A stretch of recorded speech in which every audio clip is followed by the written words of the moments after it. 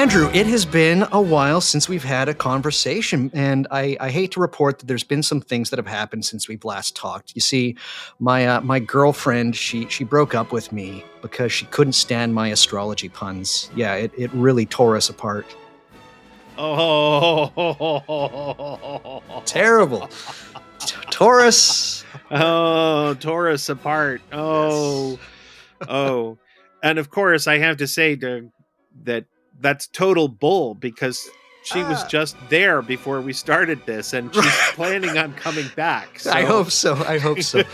I've got another really lame, if you'll indulge me, Andrew. Okay, here's another really lame joke. So scientists have recently looked over the list of the survivors from the Titanic, and they have found that a person of every single astrological sign survived, except for Leo. Oh. Terrible. No Caprio on that one. Just no. Hey, everybody. Welcome to What Magic Is This? A podcast about magic, the occult, the esoteric, the paranormal, the supernatural, and the weird. My name is Douglas Batchelor, and we are continuing with tying up all of the loose ends for the year of 2022-2023 by having the one and only Andrew Watt back on the show to talk about astrology and magic. And I have to say, Andrew, since we released that episode, that has actually been one of the most popular episodes as far as feedback. People absolutely love that episode. And it was one of those ones where we did a pretty good job of laying the foundation. But by the time we were trying to get our hands into the celestial dirt, it was like 2.5 hours. We'd been recording for 2.5 hours. It was like, you know what? We have to have you back. And so that is what we were doing now. Andrew, how have you been in the meantime? And thank you again for coming back on the show. I'm delighted to be here, and my life is pretty good. The last time that we spoke, I was taking care of my parents while my dad recovered from hip surgery. I'm pleased to say he's made about as full a recovery as it's possible to make at his age.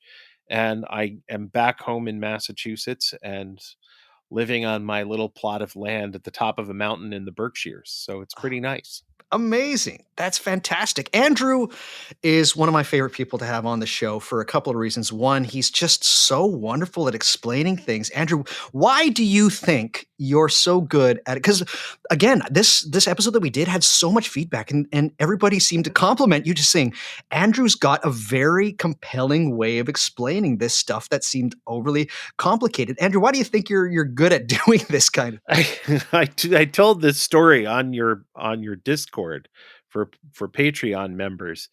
The reason is that I was a middle school teacher for 20 years, and middle school teachers are expected to know everything. And the result is that it's not uncommon for us to be given something that we have to teach on Monday. So Friday, we rush out of school early. We go home, we read everything at the library or on Wikipedia that we can possibly find. And then we have to come in and teach this thing that we've spent all weekend learning on Monday morning. So that's the reason why your middle school teachers always know everything, and your college teachers are telling you to go and look it up. Right. It's probably worth mentioning the middle school teacher gets paid about a third as much to do what the college teachers do. Which reminds me of a joke. You know why academic infighting is so fierce and so ferocious? Why? The stakes are so small.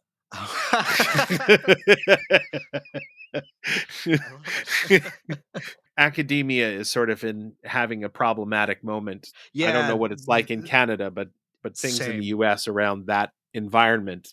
Same, yeah. Kindergarten up through college and university is going to be going through some challenges over the next few years. Definitely. But you said that some of the students that you would teach, some of them, they had a hard time memorizing certain things, and you helped them out. And you mentioned something about perhaps people don't realize this about who's teaching their children. Yeah. The other part of that was there's a remarkably large number of witchy and magical people in middle school and high school. I think that the profession sort of lends itself to that. And that's been true since the Middle Ages. I mean, the scribal tradition that we have for the grimoires suggests that a lot of these people were failed priests or members of the minor orders of the Roman Catholic Church, or they were scribes in the orbits of famous rabbis. And what do you do with your extra time other than produce a grimoire of magic and try to sell it to a nobleman who can afford the library? Right. So I think that teachers and academics and sort of people in that orbit have been gravitating to magic for thousands of years. Yeah. And I think it's a profession that kind of lends itself to magical work. And when you think about it, teaching and magic have this in common, that the first thing that you have to do if you want to change the world is you have to change consciousness around how the world works currently. And the profession that we task with doing that, first of prying open the mind and then shoving new ideas into it, is the teaching profession. Based on our outline for the show, we're going to talk about this a little bit later on, about the importance of artificial memory. But the other thing that you asked me to talk about from my time in middle school was the fact that a lot of my students had a lot of trouble with vocabulary quizzes. So I taught the initial steps that you go through into some of my classes teaching Latin, of how to construct a memory palace, how to use the techniques of artificial memory from ancient Greece and Rome. And suddenly kids were getting hundreds on vocabulary quizzes all over the school. Like, they'd have trouble with the higher learning stuff, but memorizing words was no longer a problem. Memorizing definitions was no longer a problem. It was much easier because we taught kids how to convert from word-based definitions to visual-based definitions and how to memorize. And the results were extraordinary. Fantastic. Well, as I said, we laid a bit of a foundation. We gave a little bit of the history in last episode, and so I asked Andrew to come back on and say, like, let's finish up. Let's finish up 2023. We'll put all of astrology and magic in a nice little wrap in a package and a nice little bow. And then Andrew did this thing that no other guest has done. He's like, "Here's what your episode's going to be, Douglas," and he gave me the list of like everything. I was just like, okay, well, I mean, normally I spend upwards of 40 hours coming up with questions for people before recording, but Andrew just gave me the whole thing. So let's get cracking. Let's talk about how people should start to contextualize using astrology and magic together. So there's different ways that people can approach astrology and magic. It doesn't have to be the same kind of model. And so let's kick around some metaphysics. And you brought up about 6 of them. Okay. So we can put on different pairs of glasses or take a microscope or binoculars and look at magic in a variety of ways, and particularly astrological magic. So let's take a look at the 6 lenses that I said were worth looking at magic. And those of you who are listening at home, you might actually want to pause in between each of these descriptions. But the 6 are a spirit model where planets are spirits and they are doing stuff to us. Yeah. Or maybe they're classes of spirits and they're doing stuff to us. The second one is a psychological model that human beings have just been wired for so long to think about things in astrological terms that there's something in our brains that's wired so that when Mercury goes retrograde, we just think we have to lose control over our communication skills. There's also a personal power model, right? And this is the model that we find in Neoplatonic thought a lot, that human beings are sort of halfway up the great chain of being, and the natural world's spirits have somehow been instructed to respond to humanity in a positive way. It's still sort of a spirit model, but we're at the center of it instead of being in a multipolar world. There's a temporal wave model, and my favorite guy about this is Marsilio Ficino, the 15th century Italian Renaissance translator and scholar. And that is that the planets and us are both responding to larger and less observable phenomenon. The planets are responding to these gravity waves or transformations in the nature of the energy of the universe, and we're somehow caught up in that same waveform and we're observing what the planets do and therefore get a vague sense of what's supposed to happen in our lives. There's a couple that people may not have thought about much, but one of the ones that I'm finding These myself... are surprising, and I really want to hear what your thoughts about this next one. Go for it, Andrew. So we know from some American declassified documents that at various points, the CIA and other intelligence agencies sponsored remote viewing sessions. The most famous guy involved in this is Ingo Swann. Yeah.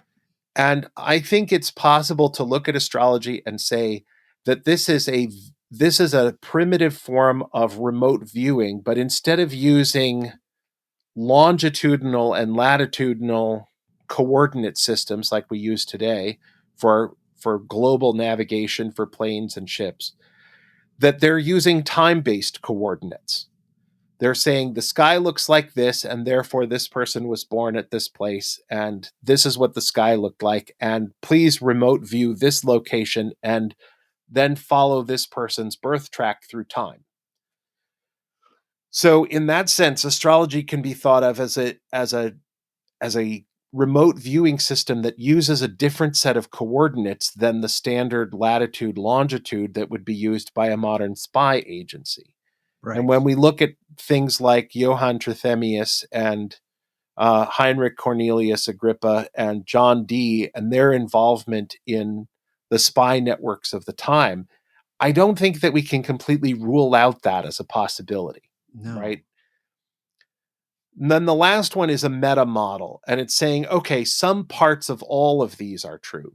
The planets may not themselves be spirits, but there are spirits that live on those planets and intelligences, and somehow their activities are interfering with ours. And maybe it is all sort of wired into our brains at some point. And maybe it is that we have a special role in creation to fulfill. There's some schools of Kabbalah, for example, in which human beings are the class of angels associated with the planet Earth, in the same way that I think it's the Ophanim are associated with Mercury. Maybe there's a temporal wave. Maybe it is remote viewing. Maybe it's sort of an overlap of all of these different models. There's a favorite phrase of mine, which is, magic works in practice, but not in theory. Right. And it's helpful to consider each of these models, the spirit model, the psychological model, the personal power model, the temporal wave model, and a remote viewing, each individually, and then as sort of a meta model of all of them. And realize that when it comes to astrology, we really have no idea why this should work at all. Right. And once we recognize that we have no idea why it should work, it's just like engaging in mathematical play, right? You can't explain why an astrologer is able to do what they're doing. I can't, and I've been doing this for a while now. I can't explain what the underlying mechanism is, and I've decided that I don't really care all that much. It's simply a matter of looking at the data and saying, okay, I don't know why this works, but if these techniques have any validity, I should be able to tell you X, Y, Z, and you will go, that's amazing. How did you know that? And that happens more often than not. It happens more often than mere chance would suggest. So don't worry too much about why it works and concentrate on processes and procedures and techniques. So what would you say for people starting out? Would you suggest what you just suggested, which is that just try not to hold to one of these metaphysical models too tightly? Or would you say, you know what, let's start from a personal power model, like right out of the gate, for people who have not done anything like this of the sort? I think that if you're coming from a grimoire tradition, it's really easy to plug into the personal power model. You may know, and your readers or listeners may know about Rufus Opus and his book Seven Spheres, and the Red Work course that preceded that. And he teaches a whole bunch of stuff in that book about Neoplatonism.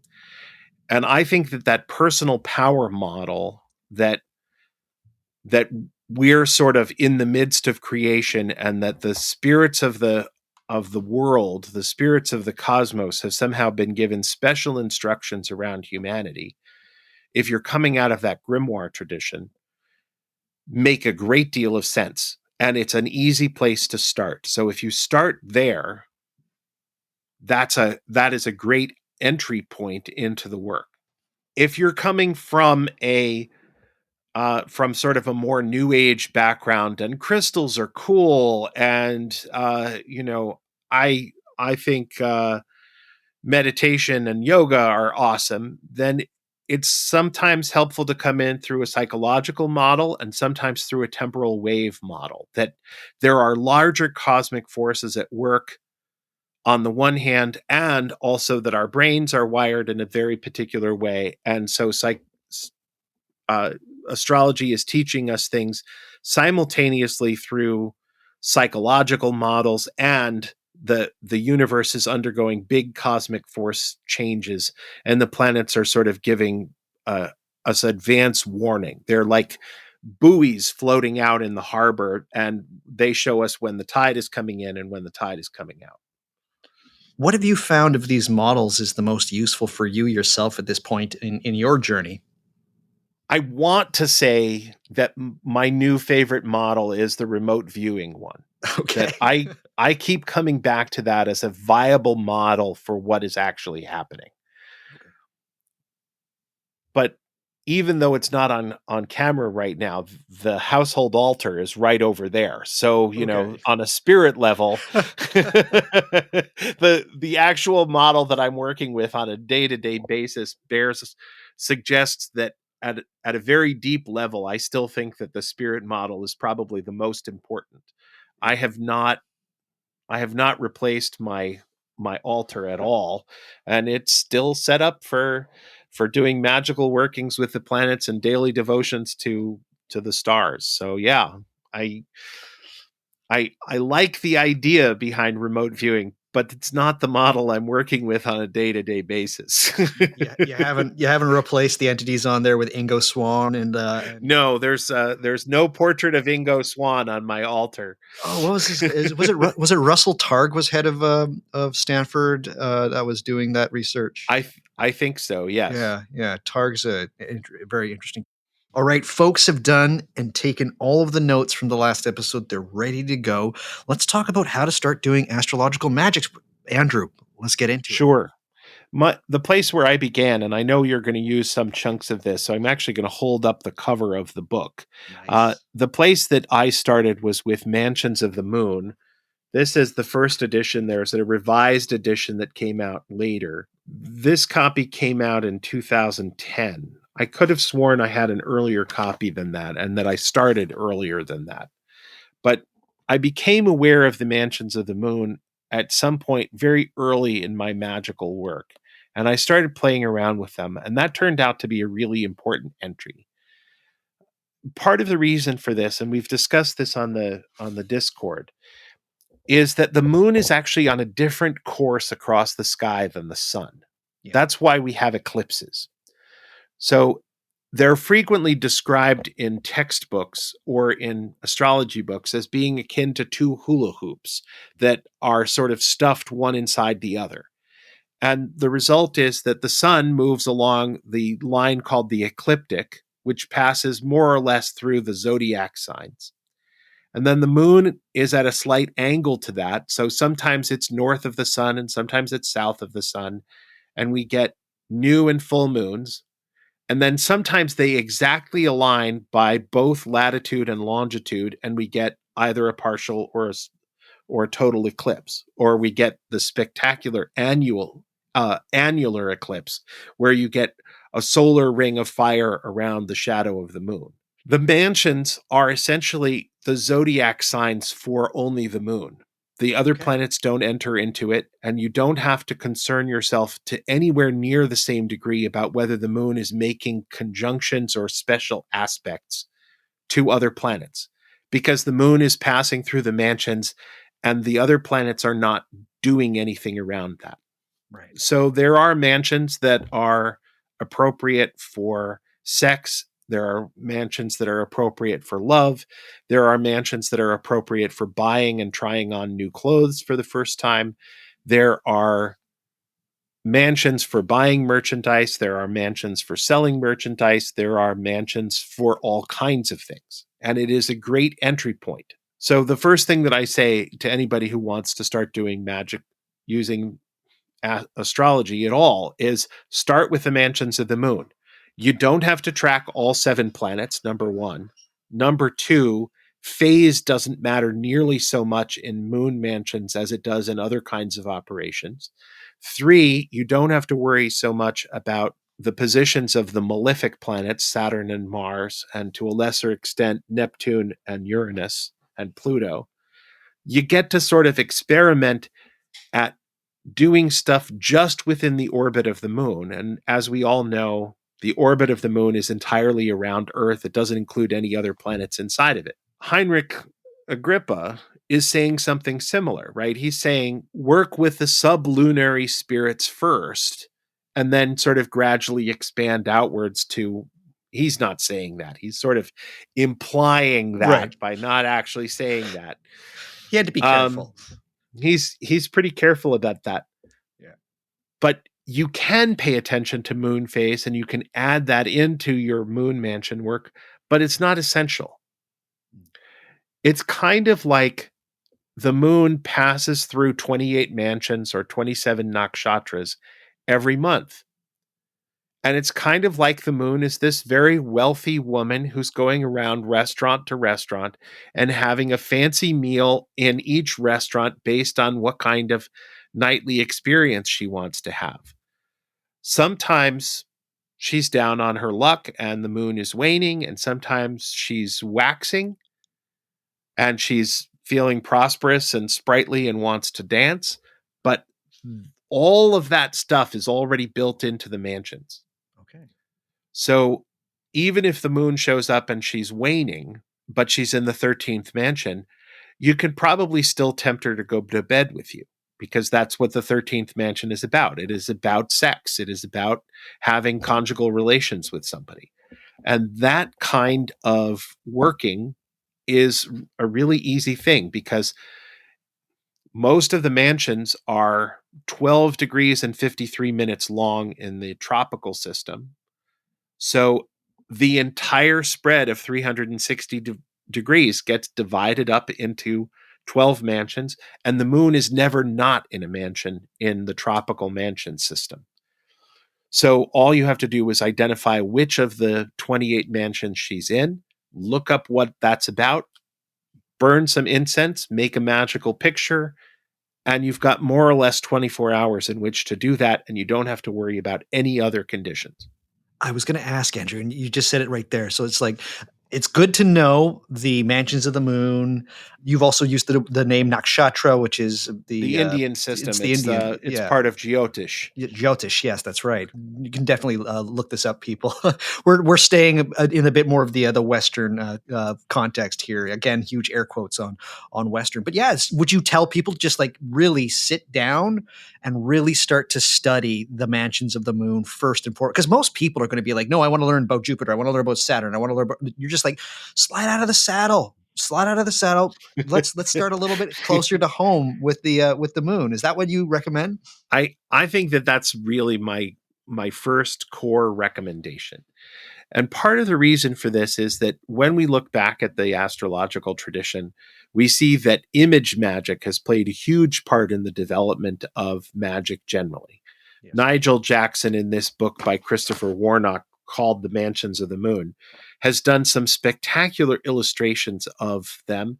And you buy a set of colored pencils, you can color directly into the book.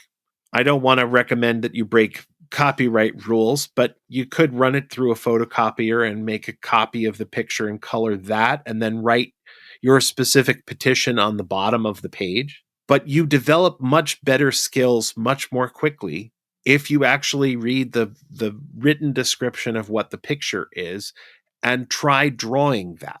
I studied for a little while with a guy by the name of Dave Gray. He runs a company now called Explain. I think we talked about him a little bit last time. And he taught me how to draw in about 7 minutes using what he called the visual alphabet. Just understanding that every drawing is composed of basic shapes and different kinds of line weights sort of added together. And even shading can be represented by shapes or by extra lines added in a different color, made me a much more successful artist. I think that drawing is really critical for people who want to be astrological magicians. None of the moon mansions have one of those abstract, left and right angled diagrams or things that look vaguely runic or like Hebrew letters. None of the mansions work with those sorts of pictures. It's things like a man and a woman both completely naked and ready for coitus, having getting ready in the garden. Right. And drawing that means that you're more likely to get that. One of my other favorite mansions is the man who is clutching letters and scrolls, and it's for increased economic prosperity. And there's another one of a merchant with a pair of scales. And there's another one, which is the one associated with the Pleiades, the third mansion, is a woman seated cross-legged with her right hand above her head. The nature of that one is for all good things. Like, you could do a whole lot worse than to start with the third mansion of the moon associated with the Pleiades and just say, okay, I want all good things. It's kind of like an abre camino, just like I just need things to be open to me, just like all good things. Need things to be better than they are now. Exactly. And it is kind of a road opening spell. Definitely. You mentioned Chris Warnock's book. Is there other sources in which one can grab these images for the mansions of the moon? I'm pretty sure that they are in Heinrich or Agrippa, H.C. Agrippa's 3 books of philosophy. I can't remember the chapter. I think they're also in Picatrix already and translated by Chris Warnock and John Michael Greer in their translation. There's also the Dan Atrell translation of Picatrix. Yes. So there's places like that where they're already sort of in the literature. Mm-hmm. I forget whether they're in Aleister Crowley's 777. It's been so long. It's been a very long time since I've opened my copy. Yeah. But the mansions are also in, I want to say her name is Moutsas, Moutsas, something like that. And there's another book that's something like Moon Mansions for the Green Witch. Okay. And she delves a lot more into phase than I do, or that I think is necessary. But there's some really quality work in that, and I'll get the title of that book to you as well. For sure. There's another, oh my goodness, I'm trying to remember the name of I'll put it up in the show notes. I'm sorry, everybody, it's not coming to me. It's a French author, and they translated it. He did a full version of all the mansions of the moon, and it's good as well. I forget the author's name. But you are reminding me that the Scott Cosnell translations of Giordano Bruno also contain the moon mansion descriptions as well as the decans descriptions, which is, I think, another place for starting some of this magical work. We're nearly there. So you don't have to buy a modern book. There's lots of historical sources that you can go back to where the mansion names are listed and the image names. Now, the thing that I think is particularly valuable is that after you've walked through those mansions 2 or 3 times and done your own magical work with them, you'll find that the powers that are associated with that are going to say, if you drew this image a slightly different way, or you drew a slightly different, completely different image of this, it would yield different results, but there's still sort of an underlying theme for this mansion. So it's really like any grimoire, right? You do the magical work associated with this particular mansion, and every time that you go back to that mansion, you get a few more ideas about how to use that mansion, and you have a broader range of things to work with.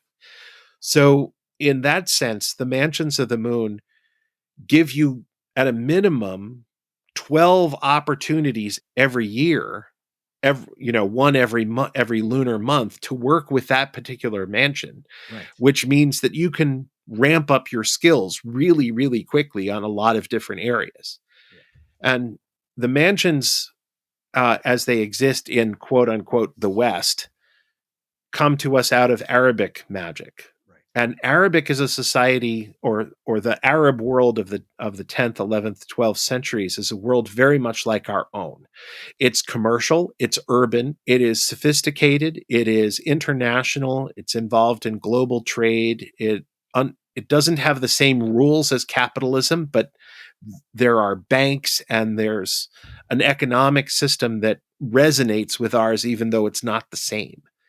And as a result, there's a lot of room within the mansions to play around with the same kinds of difficulties of finding a job or getting promoted or dealing with bureaucracy, because those were the issues that the Arabic world is dealing with in the 10th, 11th, 12th centuries. So that's sort of already baked in, and you get a lot more opportunities every single month to play with those themes when you're starting with the mansions of the moon. I love it. So let's say somebody's done the dabbling. They've flitted in and out in between the lunar houses or the mansions. Where to next? So then the next thing that I think you go to is the planetary days and hours. I won't say there's a lot of controversy right now, but there has been in the past some disagreement between magicians about whether the planetary hour or the planetary day is more important. Is it more important that we're recording this on a Friday, or is it more important that we're recording it during... I should have looked up the hour so that I knew exactly. See, it's Jupiter hour for me, but I don't know what it is in your time zone. In any case, you divide time up in different ways in different spiritual traditions. In the West, we've moved in the direction of the idea that the hour is most important for planetary hours and days, and then the day is sort of secondary to that. Yes. I'm a little bit of a minority opinion on this, and I'm prepared to acknowledge that. I would much prefer to do an offering to the deity of the day at dawn during their hour, and then sort of use that to influence all of the work that I do through the course of the day. And it's a whole lot easier this time of year when dawn is, at 7:07 in the morning, and a whole lot harder in midsummer when dawn is at, 4:53 a.m. But I think that it's important to have at least some period in your life when you are doing that kind of devotional work. Now, the way that I would say to start this is to try to start with planets that are in their own sign. So that would mean starting with Venus either in Libra or in Taurus. It would mean having Jupiter in its in either it could be exalted in Cancer, or it could be in Sagittarius, or it could be in Pisces. It's going to be a long time before it's in Sagittarius or Pisces, though. So then you have to start looking at the subdivisions of the zodiac signs. You have to look at being in the right term or being in the right decan, and starting the relationship with a planet on a day when that planet is on its day and in a part of the zodiac sign that it rules or administers or manages in some fashion. For example, right now, as we're recording this, Jupiter is at 6 degrees of Taurus. But there's a stretch in the middle of Taurus, and I wish I could sort of zoom in. It goes from like 14 degrees to 23 degrees, something like that, which is the term of Jupiter in Taurus. Right. So what you do is you look at the ephemeris, you figure out which 10 or 15 day stretch Jupiter is going to be in that particular stretch, and you start your relationship with Jupiter when Jupiter is in that chunk of the sky, and you don't try to wait all the way around until Jupiter is is back in Sagittarius in quite a number of years from now. Right. And similarly, it takes Saturn 30 years to go around, and it's just finishing up, exiting its decan in Pisces, which belongs to it. And that's going to happen March 24th, I think, of 2024. It might be earlier in March than that, but that's the end of a 9-year period when Saturn has been immensely strong, and it's not going to be that strong again for quite some time. So starting a relationship with Saturn now is probably wise, because it's going to be a while. Right. None of us want a relationship with Saturn, of course, but it's one of the byproducts of living on planet Earth, that you're going to die. So understanding that and understanding how that both limits you and frees you is a valuable thing for any of us to take on. And I say that as somebody who's now past the midlife crisis and is prepared to go in other directions.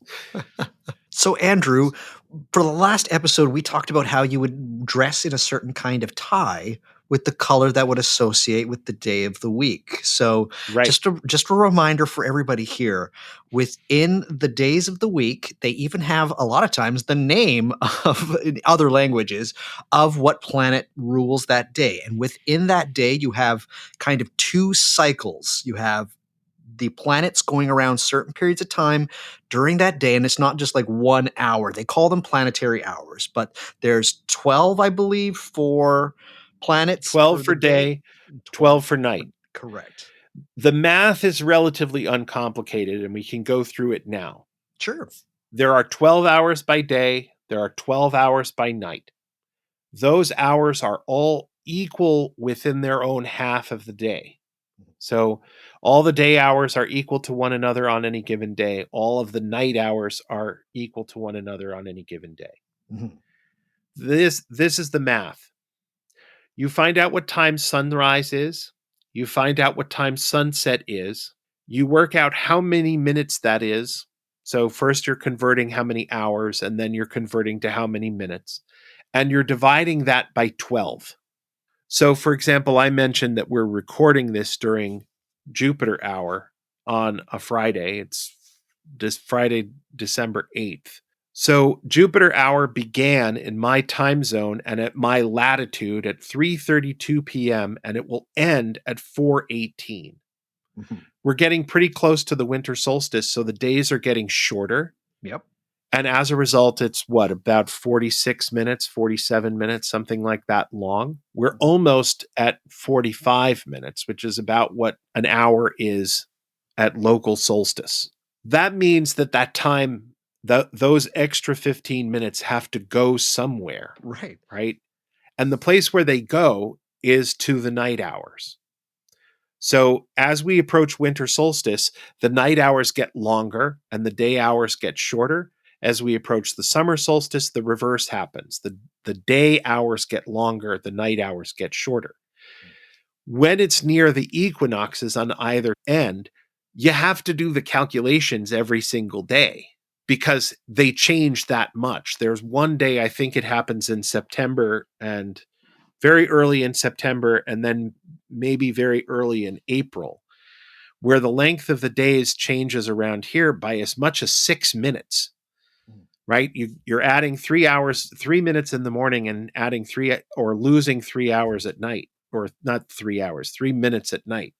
And as a result, there's a huge shift in how long the hours last. Right. What I try to do is I say, okay, it looks like I've got this list on my phone. I have an app on my phone. There's an app for your astrological hours. And it looks like I can't just say 2 p.m. or 2:46 p.m. Like it's off by a lot. Right. But at certain times of year, I can say, oh, as long as I start this operation by 2, I will do fine. Or as long as I start this operation by 3:30, I will be fine. So I don't try to start it right at the minute that the hour begins. I just try to make sure that the whole operation has finished by the time that that hour has ended. We talked a little bit about Rufus Opus earlier, and I worked through that curriculum of the Seven Spheres program at one point. And I was doing some magical work with Venus, and she said, "Bye, gotta go." And it was like this conversation cut off mid-sentence. And I realized later that it was exactly when the astrological hour of Venus ended. Like it cut off that See ya. rapidly. But other conversations have gone on for quite a long while, as long as they've started within the astrological hour in question. Right. So your mileage may vary, but I have found that myself that it's best to start the operation during the astrological hour, but don't worry about trying to start it right at the exact minute that it starts. Giving yourself 5-10 minutes grace is fine. Let's talk about the kind of operations that would do. So how would they differ, say, from what you've explained for the mansions, the lunar mansions? What kind of magic would one do with this kind of timings? Sure. The first thing that I would say is that the easiest way to do any kind of astrological magic is to construct an image or a paper card with symbols and the direct request, maybe a sigil. So, for example, if you were doing an astrological talisman for Jupiter and Venus together, right? So right now it's Jupiter hour and it's Venus day. So it would be a good day to put Jupiter and Venus's symbols on a piece of cardstock or a piece of cardboard or on a piece of paper and sort of stuffing it into an envelope with your request. Right. You can sigilize that request, so you can encrypt that. We mentioned Eric Arneson's work on cryptography and magic as a clever way of doing that. So you can do a substitution cipher, or you can write it in a weird alphabet and put your request into alternate language in that fashion. Mm-hmm. You can draw a picture onto that piece of card, and then usually wave it around in a kind of incense smoke that's related to that. And that can be called suffumigation, or I think the Anglo-Saxon term for it is reekening. I like that. There's a broad movement to treat smudging as being a specifically Native American practice, but essentially all of these practices, in whatever they look like and whatever their specific technicalities are, Mm-hmm. you are burning appropriate incense smoke and then taking your piece of paper and waving it around in that smoke. Got it. Now, when we're talking about mansions of the moon, that's a very easy technique to do. You can also, if you want to go the Rufus Opus conjuring spirits model, you can do your operation for conjuring a spirit, and you can say, okay, I want to contact a Jupiterian spirit. So you can start off by doing the Orphic hymn to Jupiter, because it's Jupiter hour, and then the Venus Orphic hymn, the Orphic hymn to Aphrodite, within your appropriate magic circles with appropriate incense burning. And if you've done everything right, you'll be able to have a conversation with the spirit that you have called to your altar or to your table of practice. And you might get some very specific instructions about how to construct the magical image that you are looking to solve your particular problem. You can do this on an exclusively talismanic basis, or you can use conjuration to do essentially the same process. One of them is summoning spirits, and maybe you don't feel comfortable with doing that. Maybe you don't feel comfortable with doing that yet. Maybe you don't feel comfortable ever doing that. All of those are okay. Right. You can simply use the time window to create the talisman or magical image. You'll notice that I'm talking about doing this in paper rather than trying to do this in metal or carving it onto a stone. If you have never done this kind of work before, I would suggest working in temporary materials rather than trying to turn everything permanent as quickly as possible. I have found that magical images that are inscribed into blank books, where the assumption is that you're not going to tear out the page, are a nice balance between creating a permanent image and creating a temporary image. Love it. So I have a little book with all of the mansions of the moon in it that I've worked through, along with my illustrations, some of which are really terrible, Yeah. but they still work. Yeah. They still work. And part of the reason why they still work is that magic is as much an intellectual and emotional art as it is a physical art. So the quality of the physical work is not nearly as important as what happens to you on an imaginative or an intellectual level. In a Platonic model of the cosmos, those other levels, the emotional and the intellectual level and the astral realm, are actually much more important than what the physical drawing looks like. So that's an important thing to remember, is that the other realms, the ones that you can't see and feel and knock on wood in, those realms are actually more real, even though they're less physical, or maybe because they're less physical.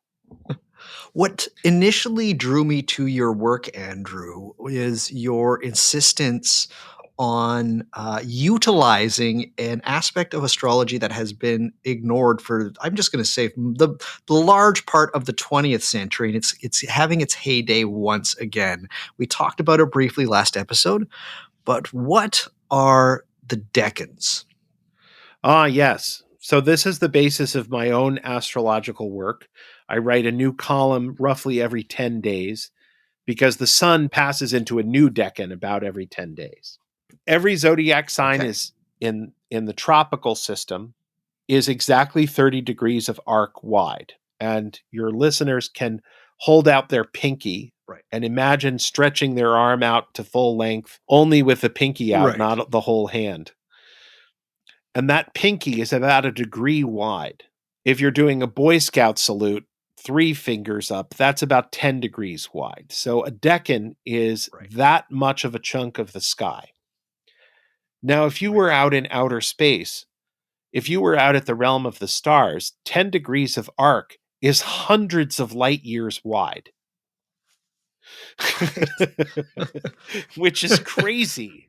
Like, you go out 4 light years from Earth and you're 10 degrees of arc becomes an enormous distance. I wish I knew how far it actually was. But it's in that distance across your fingers, when we're talking about astronomical distances, is literally astronomical. It becomes enormous. Yeah. But at the level of our solar system, like 2 planets in the same decan are extraordinarily close together relative to cosmic scales. And the assumption is that 2 planets that are occupying the same decan share in some of the same energies of that decan. Now, decans appear to have come out of an Egyptian astrological and timekeeping function. So, during the course of the night, the whole sky over 24 hours comes up over the eastern horizon.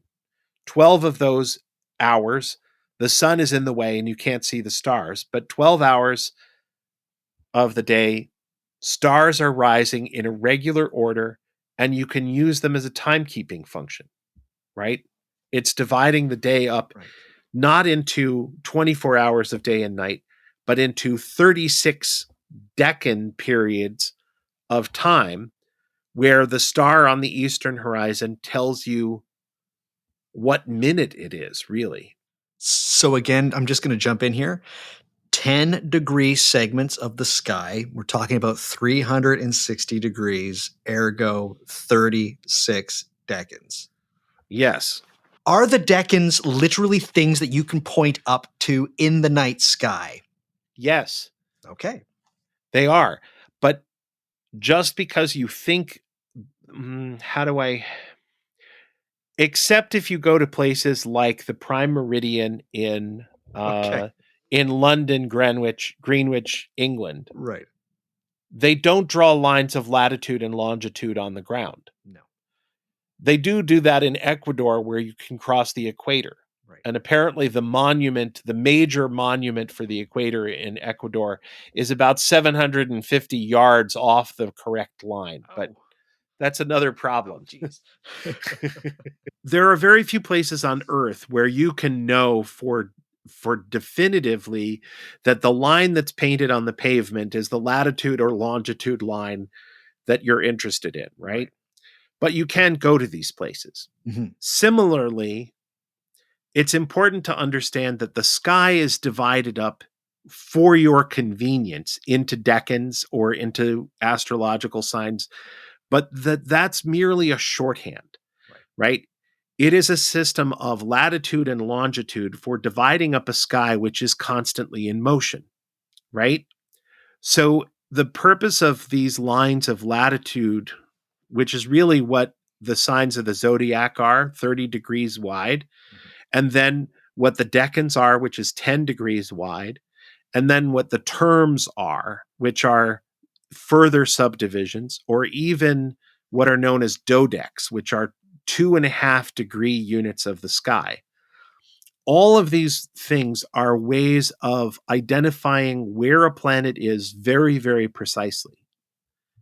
Jyotish, the Indian astrological system, has one methodology for pointing at a planet, and they'll give you sidereal coordinates for that planet. Right. A Western astrologer is going to give you tropical coordinates for that planet, and that's a different system of longitude for the sky. If you go to a modern day astronomer, they're going to give you something in right ascension and azimuth, Right. which is a different system of longitude for dividing the sky up. But if you all go out into the night sky and you say, where's Mars? You're all pointing at the same thing. Right. Because all three methods are an accurate way of going out into the night and looking up into the sky and pointing out where certain particular objects are. Mm-hmm. Okay? So don't get hung up on the fact that you've got three different systems for describing where a planet is. They're still all pointing at the same object in the sky, but there are different underlying assumptions about what object or what the starting point is for their system of longitude for describing where objects are. Right. So that may help listeners to understand that there are three different longitude systems that are making different assumptions about how and where you should start, but they're still describing accurately where individual objects are within their own system. So as we're recording this, it is 4:16 p.m. on the East Coast. So you can set your chart for 4:16 p.m., your astrological software, for a city like New York or Boston. I live in a place that's roughly halfway in between them. And then look at the astrology chart, and you will see that the ascendant in a tropical astrology chart is at about 17 degrees of Gemini. Okay. That's between 10 and 20 degrees of Gemini, which means that it is in Gemini 2. Correct. It's in that middle section, that middle decan of Gemini. Yes. If it's between 20 and 29, it's in the third decan of Gemini. If it's in 0 to 10 or 0 to 9, technically, anywhere in 0 to 9, even 9 degrees and 59 minutes of Gemini, it's going to be in decan 1. Right. And that basic framework is going to be the same for all 12 zodiac signs. The first decan is 0 to 9, the second one is 10 to 19, and the third is 20 to 29. So even if your astrology software doesn't break up the sky into 10-degree segments, you can still figure out whether it's in decan 1, decan 2, or decan 3. Okay. The second piece to know about decans is that each decan is associated with a planet. And those planets run in a very specific order called the descending Chaldean order. And I recommend that you should memorize the order of the Chaldean system, and then be able to run it in either direction, ascending or descending, because a huge amount of astrology operates off of it. The descending order is Saturn, Jupiter, Mars, Sun, Venus, Mercury, Moon, and then Saturn, Jupiter, Mars again, and start going through. That's the descending order. Okay. The ascending order, of course, is Moon, Mercury, Venus, Sun, Mars, Jupiter, Saturn. Right. Uranus and Neptune don't enter into the Chaldean order. Okay. The first decan of Mars, the first decan of Aries and the first decan of Scorpio both belong to Mars. So that gives you two places where the sign and the decan both match the ruling planet of that particular sign. And that means that you can run in descending order. So the first one of each Mars-ruled sign, Aries and Scorpio, those two Mars-ruled signs are going to run Mars, Sun, Venus. Mars, Sun, Venus. Mars, Sun, Venus. And then it just runs in descending order from there. So it's easy to calculate from those two positions what the ruling planet is of that particular decan. So if you don't feel like fussing around with sunrise and sunset times and divvying up the sky into 36 decans, you can look to the eastern horizon and you can go, okay, now the sun is at 18 degrees of Gemini, and if I wait 10 minutes, the ascendant is going to be in the third decan of Gemini at 20 degrees, 55 minutes of Gemini, and I can do magic with the sun, even though the sun is not particularly well placed, because the sun is the ruler of the third decan of Gemini. There you go. So did everybody get that? So let's break that down further. Let's please. Right? Yes. Yeah.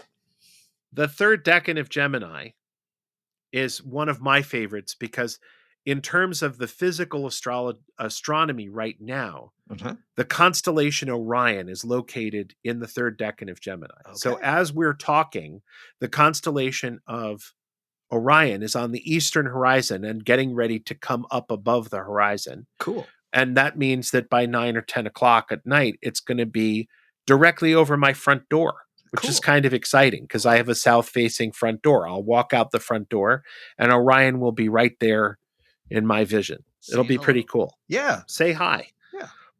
He's got his arm erased already. You know? He's got his arm up over the horizon already. That's right. That's pretty exciting by itself. What that means, though, is that every decan comes up over the eastern horizon at once every 24 hours.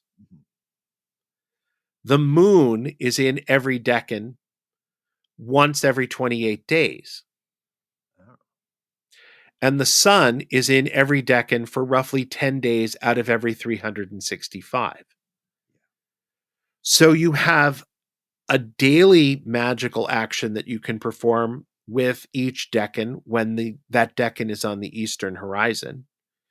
You have a monthly activity that you can do with that decan.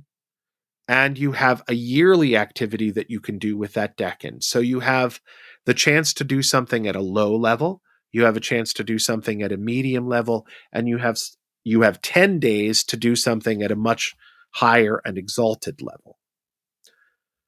Now, thanks to a Christian apologist by the name of Cosmas of Jerusalem, we have a list. Okay. And that list is the one that I work off of for my columns, which associate a specific Greek deity and a specific Greek myth with each decan. So we're currently in, I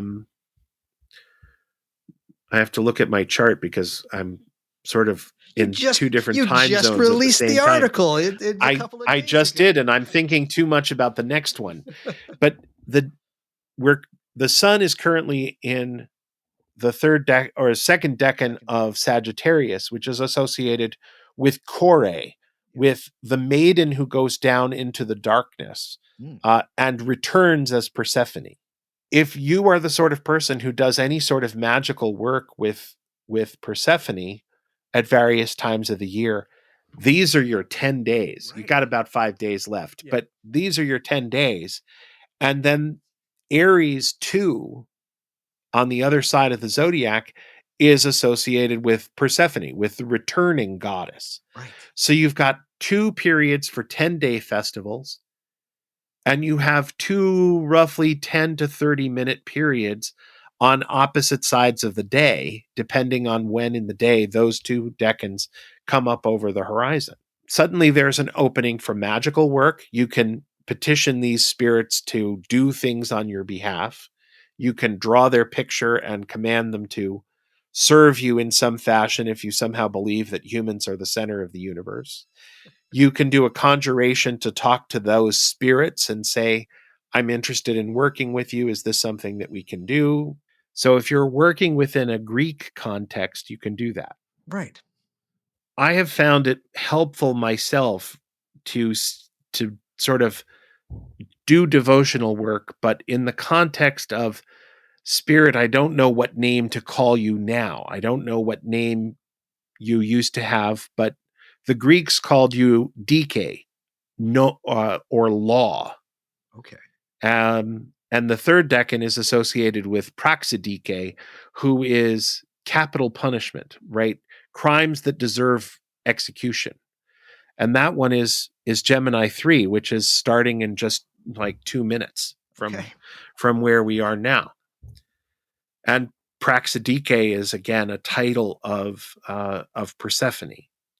So now there's 3 windows for working every day with Persephone, right? We've got Aries 2, we've got Sagittarius 2, not exactly on the opposite side of the wheel of the year, but sort of close. And then we also have Gemini 3, which is associated with the idea of capital punishment, and also the name Praxidike, which is one of the official titles of Persephone. Right. The fair administrator of justice. So if you are the sort of person who needs fair administration of justice, you can do work with Gemini 3 every single day and every single month on the moon cycle. And then hopefully you don't have to wait a year to do it on the solar cycle, but you have a number of opportunities every day and every year to do that work and claim fair administration of justice. I love it. So for folks, we've gone through 3 ways in which to try and look at how one can use certain cycles within the world. So we looked at mansions, we looked at planetary days and hours, and we also had a look at the sun's progress through the decans, which again are 10-degree segments of the sky. This is the part right here, and we're an hour and 12 minutes in where I can't wait to chomp down onto this. But Andrew has it listed as what to use with astrological magic. Tell us, Andrew, what can one use for astrological magic? We talked last time about images, which is something we're going to talk about a little bit more here, but there's more. There is more. So all of our relationship, when I say our, I really mean human beings. All of our relationships with the sky have involved first painting stories onto the constellations. Right. And then coming into a more and more abstract relationship with the sky through mathematics. I mean, it's telling that we have 3 different core systems for describing the positions of objects in the sky. We have the modern system of right ascension and azimuth, which was largely invented by Hipparchus of Rhodes in, I think, about the 3rd century AD. Okay. Modern scholars do it slightly differently, but essentially they mark a 0 point. They divide the sky up into 24 hours left to right and in degrees of verticality off of sort of straight out into space. And it's crazy because that system changes minutely day to day. Mm-hmm. It assumes that system assumes that every object in space is in motion, right? It's acting on other objects through gravity, and other objects are acting on it through gravity. And so all of those positions change minutely day to day. And Hipparchus in the 3rd century BC said, this is way too freaking complicated for us to track all of this. So there's one number system right there where it is too complicated to do that much math every day unless you have supercomputers. Right. The second system is the sidereal system, which is still in use largely in Indian astrology, and it uses an ayanamsha, and that's spelled Ayanamsha, I think. And it's defined as a position which is 180 degrees opposite another star. Okay. And they call that point 0 degrees Aries. So they're using the same vocabulary to describe where that position is, but it's still a location in space. Right. And that's the part that frequently trips everybody up, is that it's a location in space, and we are going to track degrees of longitude by 12 zodiac signs from a position relative to a known star which doesn't appear to move very much. There was a commission of the Indian government in 1947 or 1948, right after partition, that worked out what the Ayanamsha should be for modern day India. And they set that position. It was called the Lahiri Commission. And the dates of all major Indian Hindu festivals are calculated based on the sun's position relative to the Lahiri Commission's Ayanamsha point, apparently. That's a hell of a fact drop there, Andrew. It's a hell of a fact. And to be a fly on the wall. Like they had government officials and astronomers and astrologers and Hindu priests on this commission, apparently, trying to work out how to do this. But it's still a point in space. Right.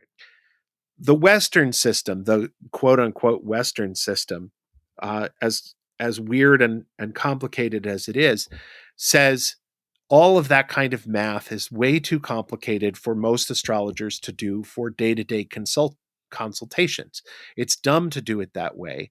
Let's take the starting point, which, oh, by the way, we're going to call it 0 degrees Aries, just to make things complicated, right? We're going to call that 0 degrees Aries point. And our definition for it is that it occurs at the point in the sky where the observed position of the sun crosses the celestial equator from south to north. Right. That's the definition of the vernal equinox. So the moment that happens, that is 0 degrees Aries. And that position does not change year to year. Well, it does, because of precession of the equinoxes. The background stars shift.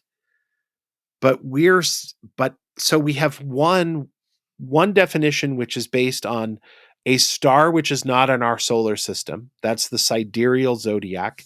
And it starts at 0 degrees Aries, and it is defined by a relationship between a star not in our solar system and a random point in space. Not a random point, but a geometrically defined point in space. We have azimuth right ascension. That's based on this other complicated set of formulas for working out a nominal starting point and allowing that point to shift day to day. And sort of as an astronomical union committee getting together and saying, okay, it's shifted enough that we need to actually do a lot of redefining now that 3 years have passed. And then we have the quote unquote Western system, which says, let's define it based on the relationship between the observed Earth and the observed sun of our own solar system. And let's start there. Right. So 3 very different systems. So if you're not working with number as part of your astrological magic, you're cheating yourself, because our relationship has always been about numbers, and it's telling that we have 3 competing systems of how to talk about the numbers of the movements of the sky. number theory and arithmetic are really important. And from a very early point in the West, quote unquote, history with astrology, Saturn has been associated with the number 3, Jupiter with the number 4, Mars with number 5, the Sun with number 6, Venus with 7, Mercury with 8, and the Moon with 9, and therefore Earth with 10. That's been true for a very, very long time.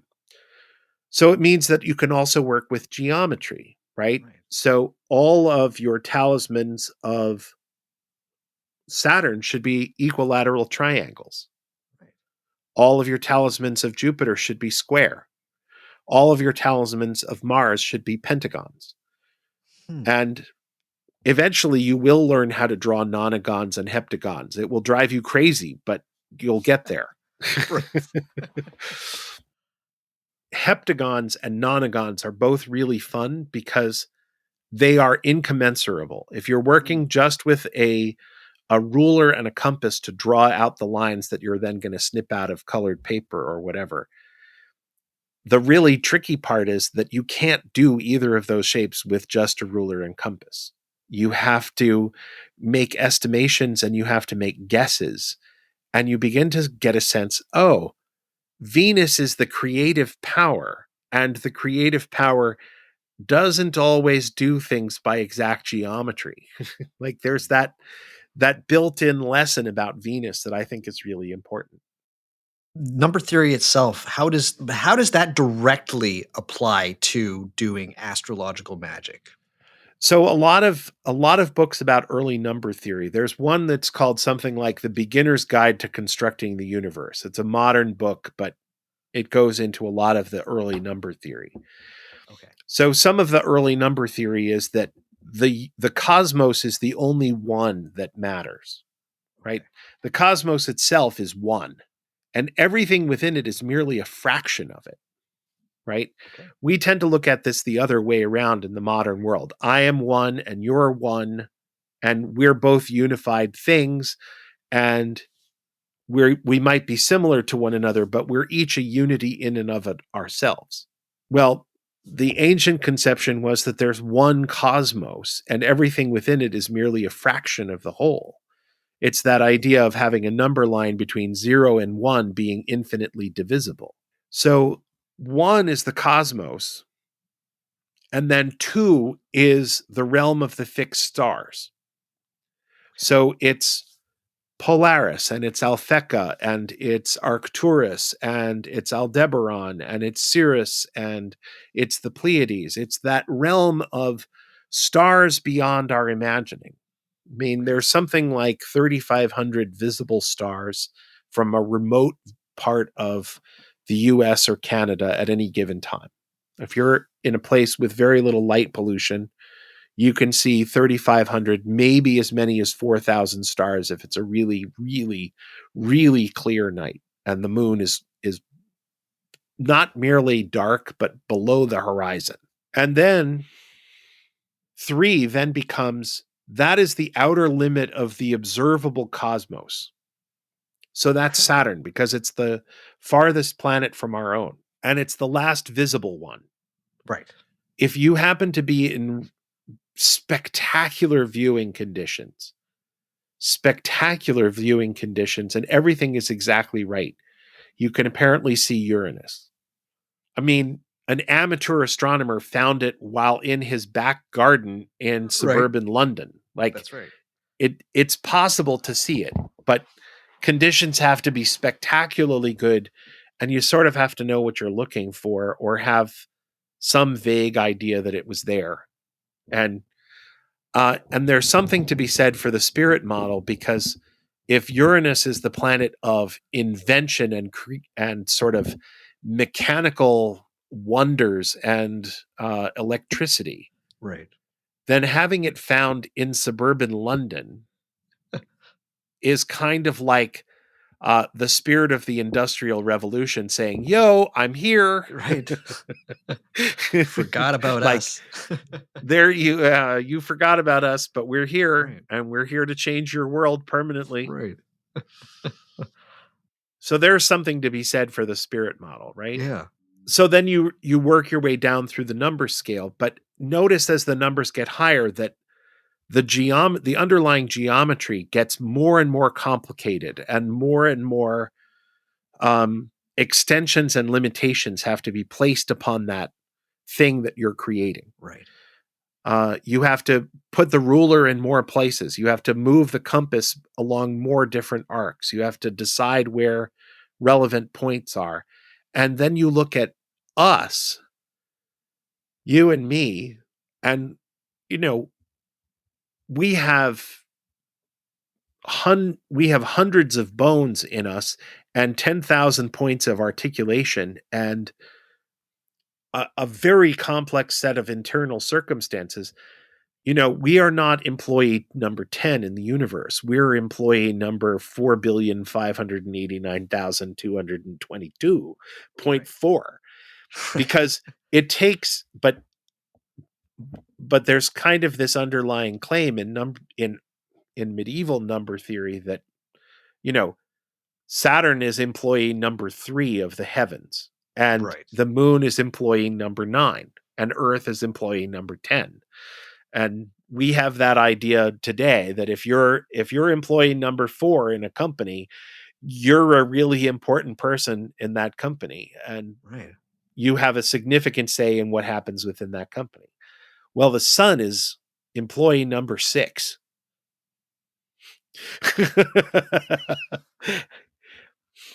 And part of what 6 is about, if you think about a hexagram, not Crowley's unicursal hexagram, but it's one triangle pointing up and it's one triangle pointing down.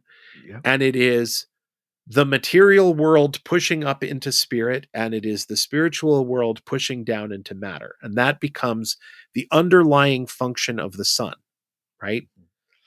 And then you think about what that actually looks like in practice. The sun shines down on Earth, and plant life grows upwards and decays downwards as it loses its spiritual connection to the sun or it runs out of time.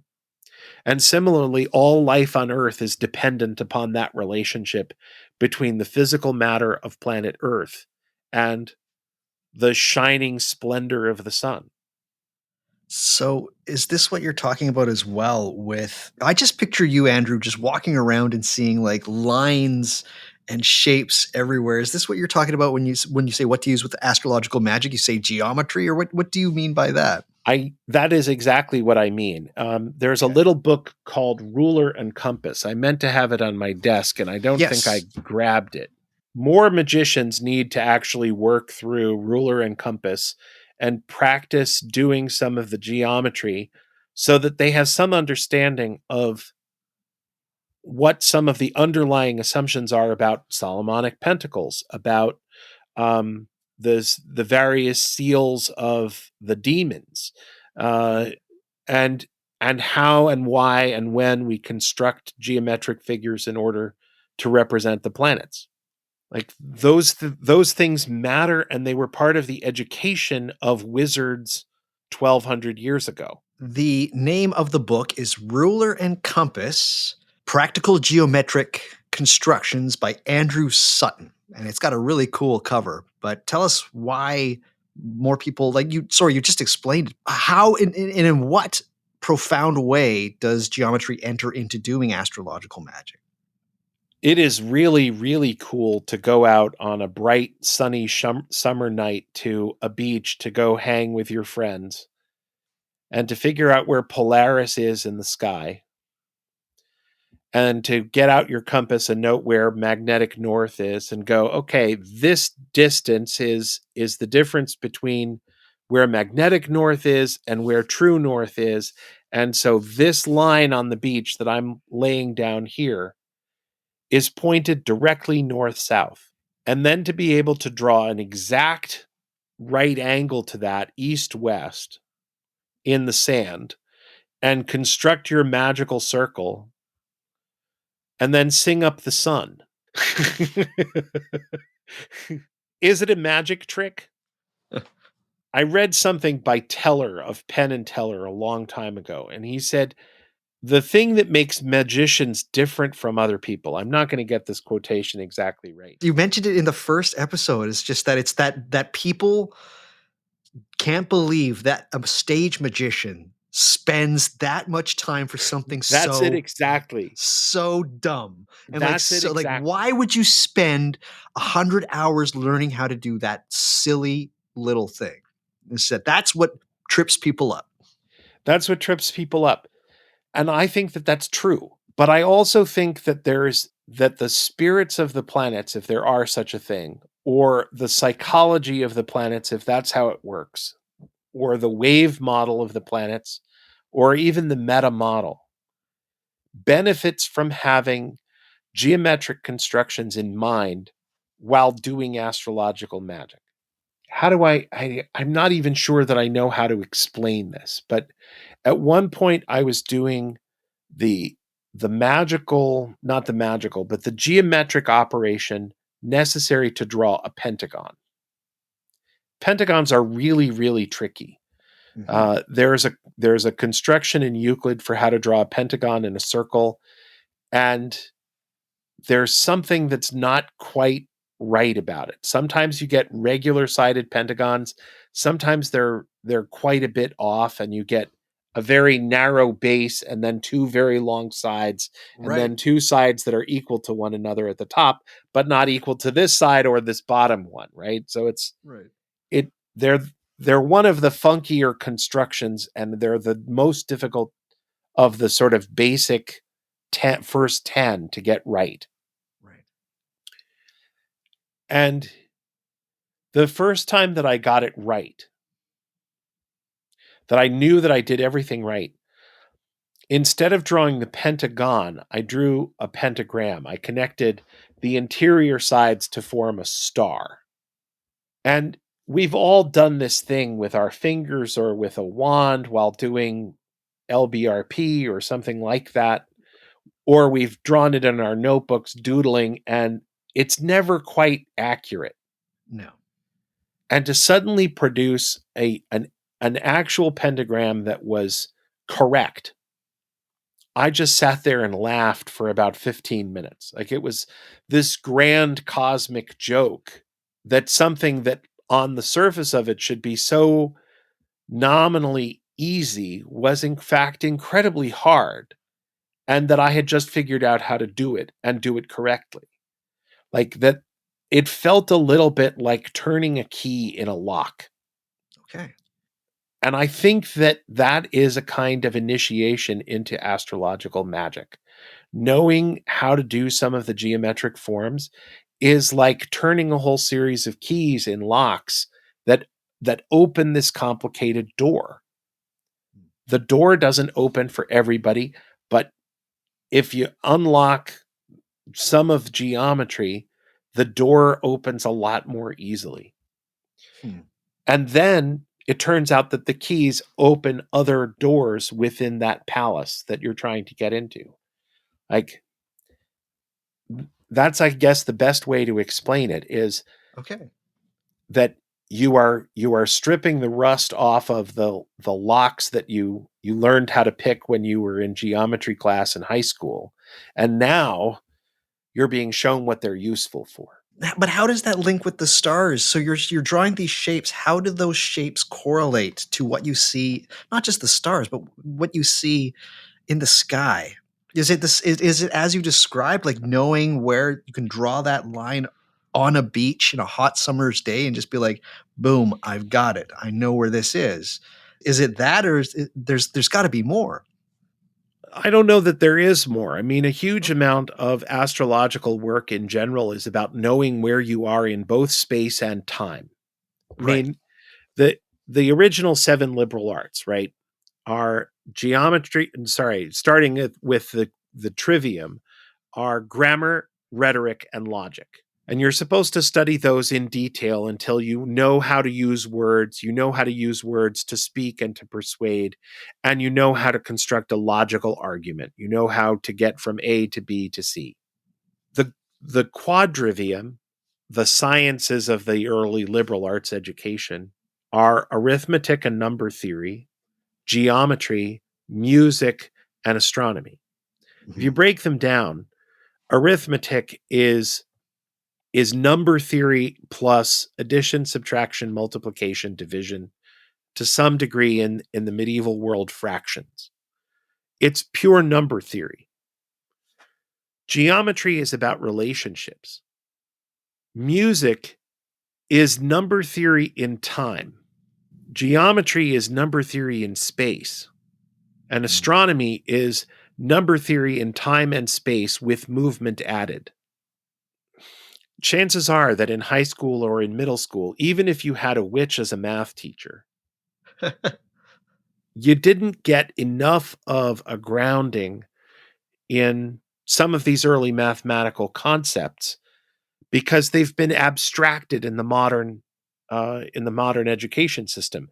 We want to get you into algebra and calculus as quickly as possible, and we don't want you to think about what the number 1 means. Like, is there an underlying symbolic meaning to the number 1, to the number 5, to the number 7? Right. So if you start thinking about those numbers as having symbolic representations, and then you apply them to these powerful cosmic forces that allegedly have some power in your life through astrology, those number systems help teach you the story that you're seeing. Mm. Additionally, as you delve further into astronomy and astrology, you discover that aspects between planets matter. The diameter, otherwise known as the opposition, is when two planets are directly across the sky from one another. So every full moon is an opposition between the sun and the moon. The sun is setting at exactly the same time that the moon is rising, and they're on opposite sides of the planet. And that's why we get a full moon. Right. The conjunction is when they're on the same side of the planet and we get a new moon. But that can happen to other planets too. Trines and sextiles are considered favorable relationships. Those are relationships of 60 degrees between two planets, or 120 degrees, or one side of a 60-degree triangle. Sort of a complicated way of thinking about it, but sextiles are assumed to be gently favorable relationships. Trines are strongly favorable relationships. Oppositions are contentious relationships. And squares, 90-degree angles between planets, are considered contentious and combative. So again, looking at the chart of right now, we're coming up on an opposition between Venus and Jupiter as we approach the Christmas and holiday season. Venus wants to get all cozy and, sit in front of the fireplace and have some candles on and some music and get in the mood and maybe have, a raunchy night with an intimate partner. And Right. Jupiter is saying, we have to go to this party and we have to eat a bunch of sugar cookies and drink a bunch of spiked eggnog. Right. Right? You can't do both of those at the same time. Not Right. unless you have some very understanding friends. Right. And depends what kind of party it is. It depends on what kind of party you have. Right. But it's an opposition, right? Right. And it's funny that it's happening at the time of year when you do have to make a choice between staying home and being intimate and cozy in front of the fire or going out and celebrating and having a party. It kind of makes that choice a fundamental reality. Yeah. So paying attention to those becomes the work of somebody who's moving from being a beginner astrologer to a more advanced astrologer. Unfortunately, in astrological magic, it's at least in part about the mistakes that you make, as well as the exactly perfect conjunctions that you time correctly and make the perfect talisman, which is part of the reason why I say use temporary materials like paper, because if it's not working, you should tear it in half and burn it or throw the pieces over a bridge into the water. Don't litter, but Yeah. there are ways of disposing of a paper talisman which get a lot harder when you're talking about something that's in cast metal.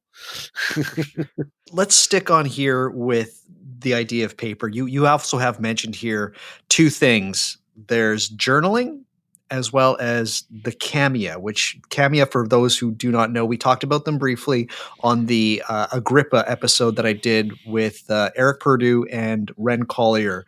But how are these two involved with astrological magic? We'll start with journaling. So sooner or later, probably in middle age, if you're interested in magic and you're in your 20s or your 30s and you're still with it in your 40s and 50s, you're going to want to have astrological information about your life in order to understand what has happened to you over the previous 40 years. True. If you're keeping journal records now, you don't have to write out the whole chart. You can write down what town you were in, the time, the place, the date. And now you've got enough information to reconstruct an astrological chart 20 years from now. Right. So the record keeping that every magical manual, Donald Craig, John Michael Greer, Dolores Ashcroft Nowicki, all of these folks, I don't think that's actually how you say her name. Ashcroft Nowitzki, I think is it. But okay, all these different manuals that tell you this is how you should learn how to practice magic, say keep a journal. Yeah. Well, the reason why they're telling you to keep the journal is that they probably didn't keep it closely enough 20 years ago. And now they're a really superior magician. They're learning astrology and they're like, oh, frick, I don't have the record keeping. Right. So they're reminding you of how important it is. And this is part of the reason why. Now, I have the advantage. I was a school teacher. I was keeping a journal because I was also writing poetry. It's actually, this week was the 24th anniversary of my first efforts as a performance poet. So I don't necessarily have the time, but I have the date, I have the place. I can at least look at the general outline of the chart and go, oh yeah, I see why this turned out to be such a significant date. So some of journaling now is about creating the record keeping that allows you to unpack the psychological and spiritual issues of the past several decades once you get to the point where you want to delve into astrology much more deeply. So I think that that's valuable on that front. I think everybody should rewind that and listen to that. This is some deep, I turned 40 a couple of weeks ago, and for a long time, I was very good at keeping a magical journal, and it's entirely for this reason. Although astrology doesn't play as big a role in my life, I at least know, oh yeah, I know where I was here. I have the date. I can go look up the ephemeris if I should need to, and I'll be like, oh, now I know what was going on here. It provides great insight. It really, really does. So this is a very important thing, I'd say. If astrological magic is interesting to you, very important. Start now. Start now. And Doug, it's worth mentioning that if you've just recently turned 40, the next big event in astrology in your life is probably your Uranus opposition. Mm-hmm. The moment when Uranus is directly opposite where it was in the chart of your birth. That's right. And everyone I know who's been through their 40s has had some unusual experiences around their Uranus opposition. So it's worth getting a bead on that now while before it arrives. Forewarned is forearmed. Absolutely. Yes, it did happen. 40 years old. It's like, oh my God. I remember Congratulations. My dad's. Oh, thank you. I remember my dad's 40th, and it's like, oh man, I remember celebrating and be like, wow, my dad's real old. And it's like, oh yeah, that's just happened with me. I was apparently put to bed early on my mom's 40th birthday so that she could go over to her parents' apartment and rant and rave over a martini with her dad about, is there anything as bad and terrible in this world as being a woman who's 40? And my grandfather apparently stared for a moment into his martini and said, only having a daughter who's 40, and downed the whole martini at once. Love it. Let's go to Hollywood squares or kamehas, magical squares. What are So every planet has a kameha or kamea associated with it. These are grids.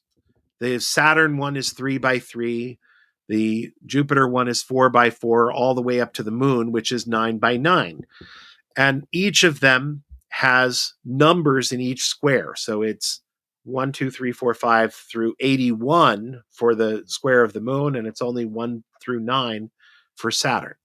Yeah. Every row, every column, and every diagonal in this adds up to a certain number. And when you add all of the numbers together, they form another number. And that means that you have the number 9, and then you have 9 plus 8 plus 7 plus 6 plus 5 plus 4 plus 3 plus 2 plus 1 for another number. And then you have the values of the row and column as other numbers that are associated with Saturn. How do you use this magically? Well, the first thing is you can do something called planetary charity. Planetary charity is when you realize that Saturn is causing a lot of trouble in your life. So you make donations of money to people that are Saturnian as a way of saying, hey, Saturn, I know that we're not exactly on the right page with one another right now, and I'm going to make a donation in your honor to this organization, which supports Saturnian type people. Now, since the Middle Ages, Saturnians have included Jews, it's included homeless people, it's included farmers, it's included gardeners, it's included miners, it's included sewage and garbage workers of various kinds, and it has included poor people generally. Yeah. So if Saturn is giving you a hard time, you make a donation and you do it in an amount of $3 or in $9 because 9 is 3x3, or you do it in the combination that's appropriate for the row or the diagonal, or you do it for the value of all of the numbers in the kameha added together. That starts to get expensive when you get down to the moon, and it's $81 to start. Right. I want people, so again, just imagine a square with a grid on it, right? With numbers in the grid. And please, they're in Agrippa's 3 Books of Occult Philosophy. You can see them there. If you go to Google and type in Kamea, I mean, it sounds like we're talking about something far more complicated than it actually is, but they're literally just squares with a grid on them with numbers within that square. Yes. So let's talk about the grid for Mars right now, which is 5x5. Yes. Mars is one of the planets that's likely to screw with you and more likely to need planetary charity. So if you've injured yourself a lot, or you've burned yourself, or you have a tendency to get cuts on your hands, doing Mars charity work can be really helpful. Okay. And in the United States, there are a lot of veterans organizations that work with people, like the Wounded Warriors, because we spent 20 years in Iraq and Afghanistan. The diagonal of the kameha, the left to right diagonal, is 11, 12, 13, 14, 15. And the right to left diagonal, top right to lower left, is 3, 8, 13, 18, 23. There's 25 boxes. So you've got the numbers 1 through 25. Mm-hmm. Every row, column, and diagonal adds up to 65.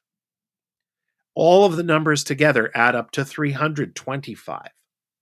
And a few years ago, I was in some difficulties that seemed to be Mars related. And I made a $25 contribution to Wounded Warriors, I think it was. Okay. And my problems didn't go away.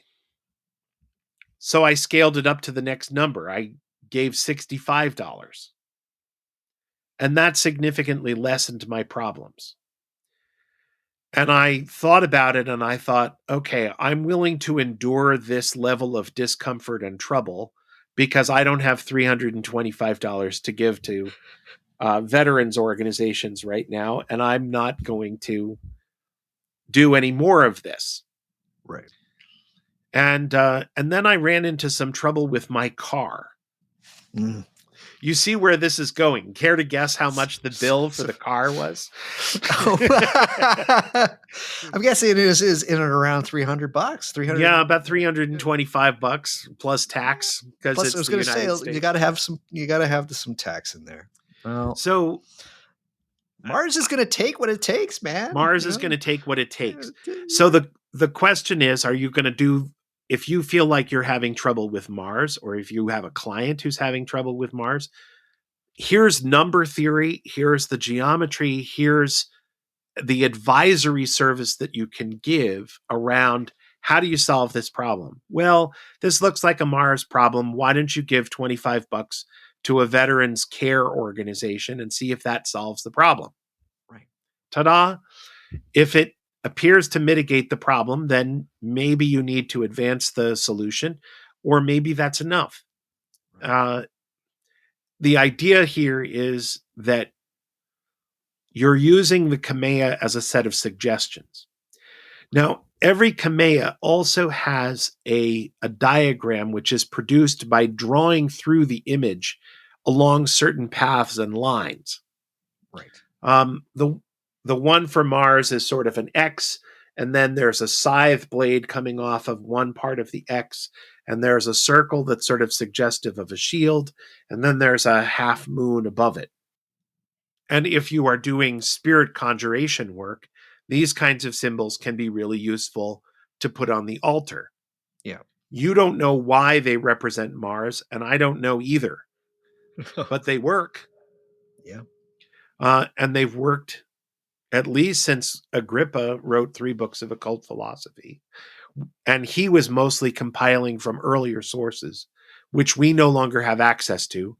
So chances are they're a lot older even than the 1500s. Definitely. Yeah, those symbols themselves are also in the 3 books of occult philosophy. You can look at them up there. That's available for free online. Go to Esoteric Archives. They're all there. Let's talk about the thing that we've talked about this already, but image magic. Yeah, so it may be helpful to go back to Warnock's book here. Okay. And as I said, it's currently December 8th. It's now my time, 5:11 p.m. And the moon is at 27 degrees of Libra. Okay. So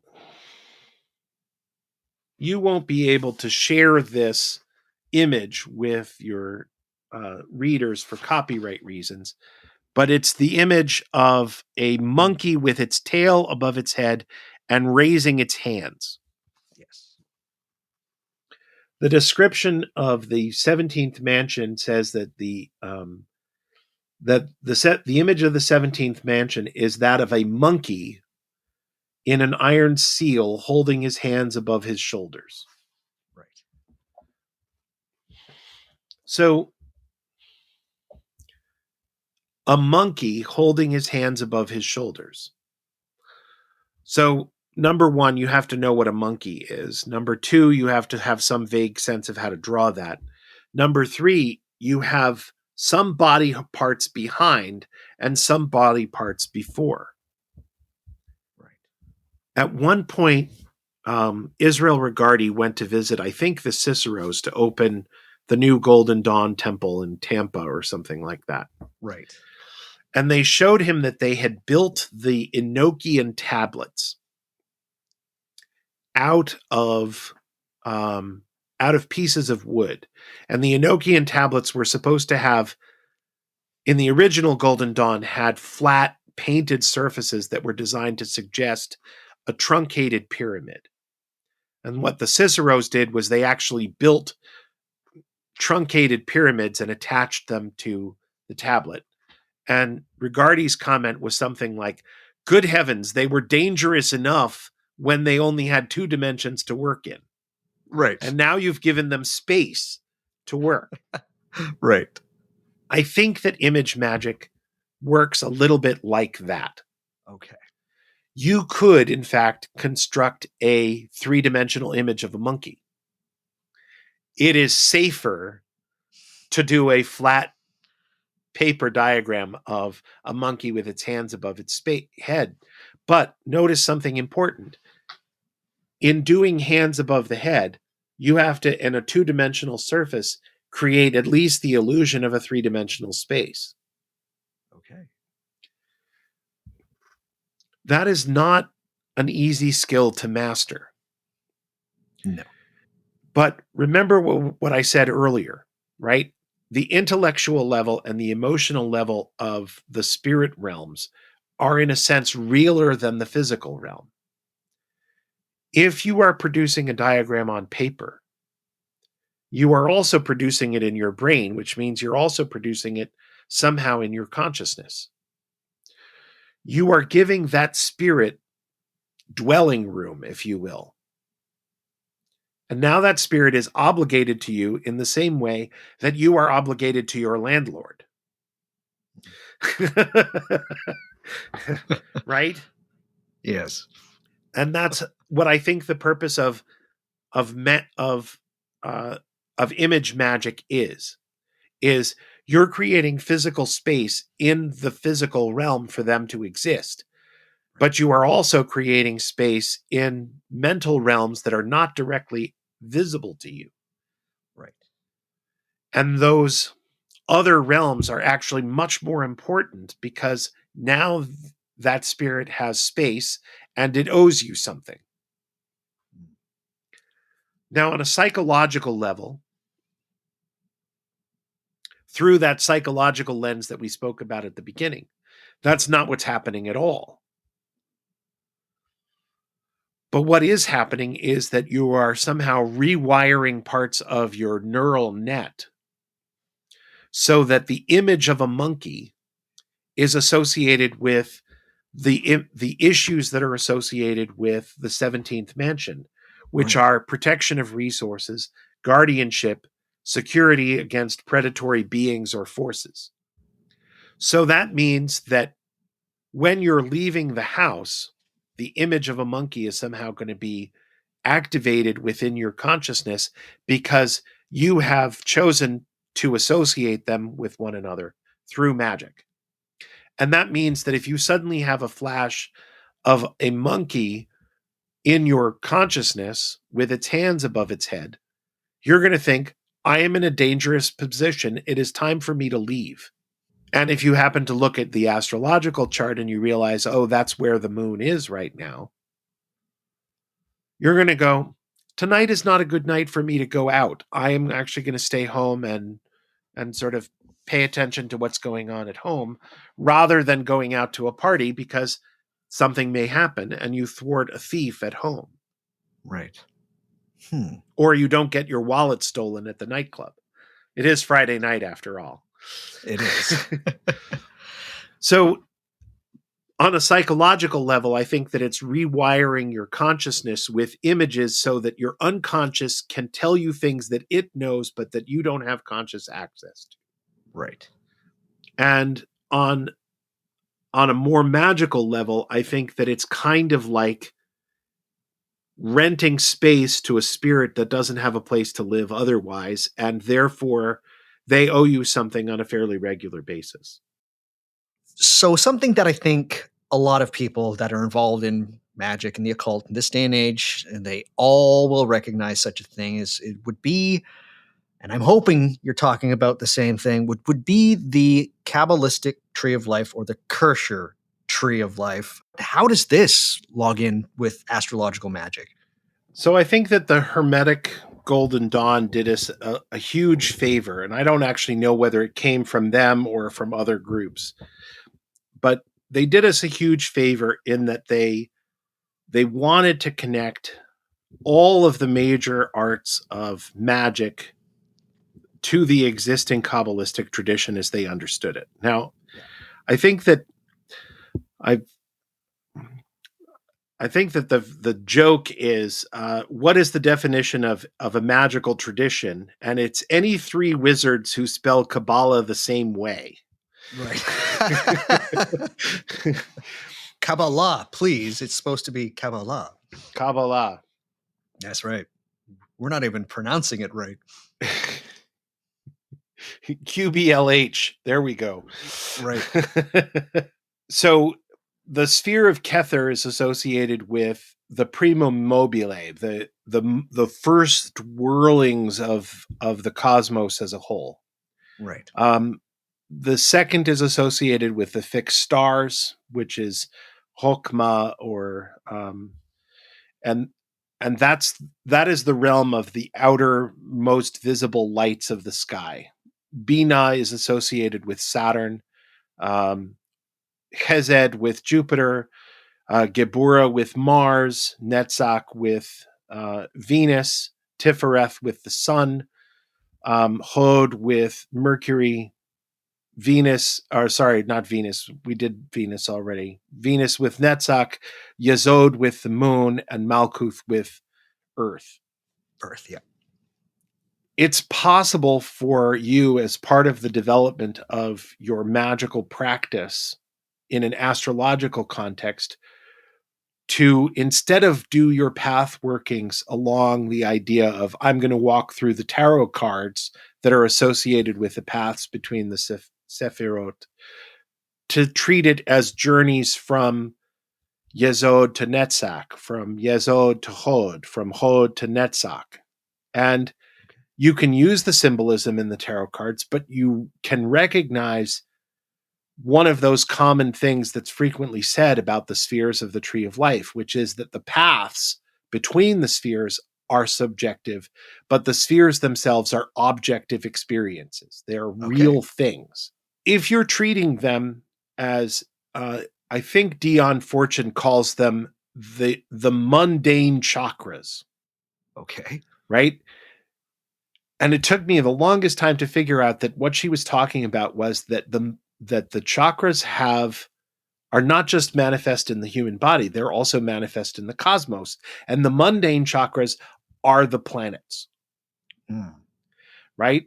So Tifereth is the heart center, but it's also literally the sun. Okay. Right? And now you can work the magic that you've learned from a Kabbalistic practice through the Golden Dawn or through some other organization, or even drawing on some of what you may know from genuine Jewish Kabbalah, and draw that in and treat it as an entry point into astrological magic. Interesting. Let's say somebody's doing some kind of path working, and it's connecting. Let's go. Hod to Netzach is one of those. Yeah. How would one look at that astrologically and say, like, I'm literally doing this, as opposed to, say, like, using something like the tarot cards? I can tell you exactly how that experience plays out in real life. Like, you don't even need to do the path working. Sure. You invite a bunch of friends over and you say, tonight is art night. Okay. And everybody gets a glass of wine, or everybody gets a beer, or everybody gets a soda, and there's some snacks on the table, and you have a very Hod experience. What are you working on? Oh, I'm making this painting. Very creative. I'm doing this art project. Oh, I'm doing some quilting. Oh, I'm working on some watercolors.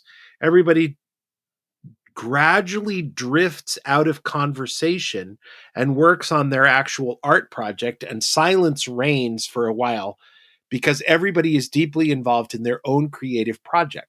You've just walked that path from Hod to Netzach, from Mercury to Venus. You've gone from a highly communicative, talkative, language-based experience to a very individualistic, creative, corporate experience where each of us is growing and unfolding in our own way. And then at the end of the night, oh, it's 10 o'clock, it's 10:30, it's 11, we got to pack it up. Tomorrow's a work day. everybody sort of looks at what everybody else is doing, and you drift back along that path. Oh, you did some really nice work tonight. Oh, I'm not really very happy with it. This leaf isn't quite right, and this flower is wrong, and right. And you sink into the critique and the language experience rather than the creative experience. So we've had that experience of getting so deeply involved in an art project that we forget what the time is. And then suddenly we realize what time it is, and we're like, oh my God, I've got to go. I've got to put on my coat. I've got to put on my shoes. I've got to find my hat and gloves. I have to go out into the cold. I have to start up the car, blah, blah, blah, blah, blah, blah, blah. And we become our talkative selves. I love it. That's a great example, Andrew. So that's a real world example of the way that we move planet to planet and the way that we move back along those same paths. And at the center of it is the moon. And one of the titles of the moon in Kabbalistic thinking is the treasure house of images. It's the place where images come from. It's the place where images are created, which ties neatly into the next thing that we have to talk about, which is the art of memory. I can't wait to hear what you have to say about this. I'm not actually sure that any of your guests have talked about art of memory before. Briefly, we talked about it. I briefly talked about it a couple of times, but you might need to remind the people. Okay. So the art of memory allegedly dates to a guy by the name of Simonides, who was a poet and a storyteller and performer in ancient Greece. He was doing a lengthy, elaborate poem in honor of the Dioscuri, Castor, and Pollux. He finished his performance. He asked for his fee. The householder said, "I don't want to pay you. You gave this poem in praise of the gods and not of me, and I'm the one who's actually throwing the dinner party. So you can go and get your fee from them." Right. And a slave interrupts the conversation, comes out and says, "Excuse me, sir, there are two messengers on horseback here for Simonides." And Simonides goes out into the courtyard to meet the two young men who are gone, and there's an earthquake and the house collapses. And everyone inside is killed, and Simonides earns the fee that he would have earned by helping identify the bodies, based on where they were sitting at the dinner party. Simonides realizes that memory consists of two critical skills. One of those skills is based on place, and the other skill is based on image or picture. Pattern recognition lies at the heart of astrology. The more patterns and the more aspects that you're able to call in, and the more technical analysis that you're able to perform on the fly, the more clearly you are able to deliver a quality astrology reading or to decide what magic to perform. So that's part of the reason why it's really important to just get started. Right. Because it takes a long time to sort of work your way up this curve of learning, of getting all of the information into your head. There's a lot of astrologers that sit down and do 2 hours of preparation before they deliver a talk. I prefer not to do that. I like to look at the chart ahead of time and get a sense of what it is that I need to say. But a lot of what I try to do is deliver the talk in the moment rather than trying to pre-script everything that needs to happen in the reading. And that allows for an interchange of information. But that means that the brain has to be well prepared to deliver that. In tests and examinations, it's been proven that time and again that grandmaster level chess players see patterns unconsciously before they know what move to make. They see the board and they realize that this configuration is exactly like one that they've seen before in games by other masters that they've played out. But if you put a set of pieces on the board that cannot be reached in the course of an ordinary game, they're incapable of solving the puzzle. So if there are two bishops on white squares that are both owned by the white player, that's not a possible configuration to have in a chess game. And the grandmasters can't figure out the puzzle, how the puzzle is supposed to work, because it already doesn't obey the rules that they've been studying about how you could get to such a configuration. Right. Now, there's exceptions to that, of course, and I'm sure that people like Magnus Carlsen can do that, but it's developing a different skill set on top of playing chess. The same thing applies to us as magicians or magical practitioners of any kind. Okay. Right? If you're a tarot reader, for example, you not only know the faces of the cards, but when certain combinations of cards come up, this reminds you of previous readings that you've done for other people, and now you have more material to draw on. Well, just here on my desk, just with the things that I'm using for current research, there's this much. For those of you who are at home who can't see, this is what, about 5 inches of material, 4 inches of rather large textbooks style books of astrological material. And a huge amount of this material consists of, if the Lord of the first house is in the 4th house, then it means that the querent will inherit their father's fortune, but only if that's the question asked. Right? So first of all, the querent has to come in with that as the question, and then you have to see that pattern in the chart. If you don't remember that particular rule from the book, you can't do the reading. You can't pull that piece of information out. So memorizing things is really important. Coming back to Simonides.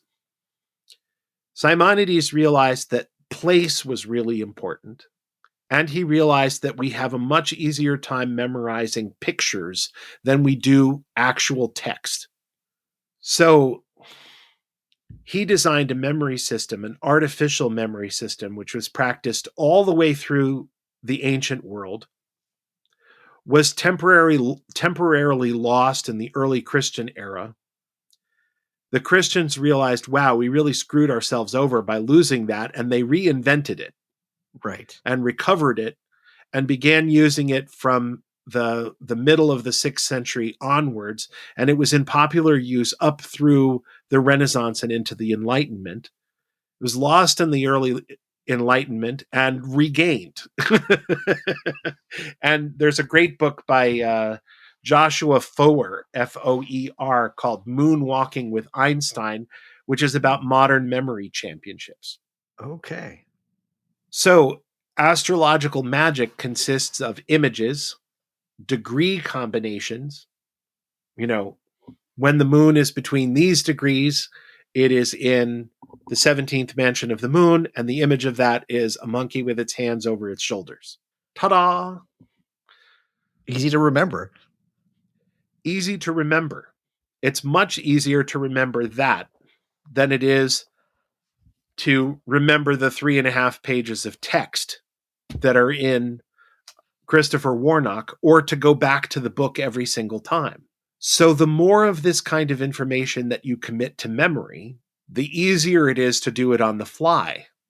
So that when, the girl that you're interested in comes up to you on the beach and says, oh, or you apparently know something about astrology, I'm an Aries, you can say, what's your birthday? And I cannot do this yet. Andrew, you brought this up last time we talked, and you're like, I can't do this yet. You haven't mastered it into 6 months? I have not mastered this in 6 months, but I have seen another astrologer do that. So I know it can be done. Oh, right. Okay. I'm going to tell a different story, actually. I'm going to change this because I just realized I have done this. Oh, I see. Oh. I went into a store to buy a present for my wife this summer for her birthday. Okay. It was spring. And the gal behind the counter, the woman who owned the store, who was ringing me up, said, can we sell you anything else? And I said something along the lines of, this is all that my job will pay for right now. Right. And she said, what do you do? And I said, I'm an astrologer. And there was a shop girl. There was a girl in the shop whose ears perked up at this. And she said, do you do horoscopes? And I said, yeah, I do. And she said, okay, my birthday is such and such. What do you do? How does that work? And I said, well, let me think about that for a moment. And I said, okay, if your birthday is this date, then you have, as it so happens, an Aries sun. And given that it happened in this year, the year that she told me, your moon is probably in either Capricorn or Aquarius. And she said, that's right, it's an Aquarius moon. And I said, when were you born? And she told me the time. And I said, so, that's late afternoon. So the sun is way over here. And so you've probably got, either, you've probably got like Libra or Scorpio rising. And she said, that's right, I have Libra rising. How did you know that? Well, I've looked at the chart enough times that I get a sense, okay, an afternoon, the sun is above the horizon, so it has to be over here, and it's this time of year, so that's just what the chart looks like. And the more that you can do that kind of thing, the easier it gets. How does that tie in with the image, though? Is it just seeing that enough times you're able to, or have you equated it with some kind of way of visualizing that as an image, or is it just the wheel itself? It's the wheel, and some of it is learning to see the flat wheel, and some of it is learning to think of the flat wheel as a three-dimensional representation of the sky. Got it. Right? It helped that I was buying this present for my wife in a shop in my hometown, which is where this gal was born, and that I have stood under the same sky, and I have looked up, and I'm not pretending to be standing outside of a hospital in Ohio or in British Columbia or California or South America. I have a really hard time with clients from South America because I have a hard time visualizing what the sky is like below the equator. Right. And how that changes the chart. But it does change the chart. But the more places that you've stood in the world in your imagination with your clients and helped them out with these kinds of things, the easier this work gets. I can't imagine what it was like for astrologers in the 1st century AD. Somebody working in Alexandria might have had sailors coming to them from all over the world, and you're trying to construct a birth chart without a standard system of longitude or latitude.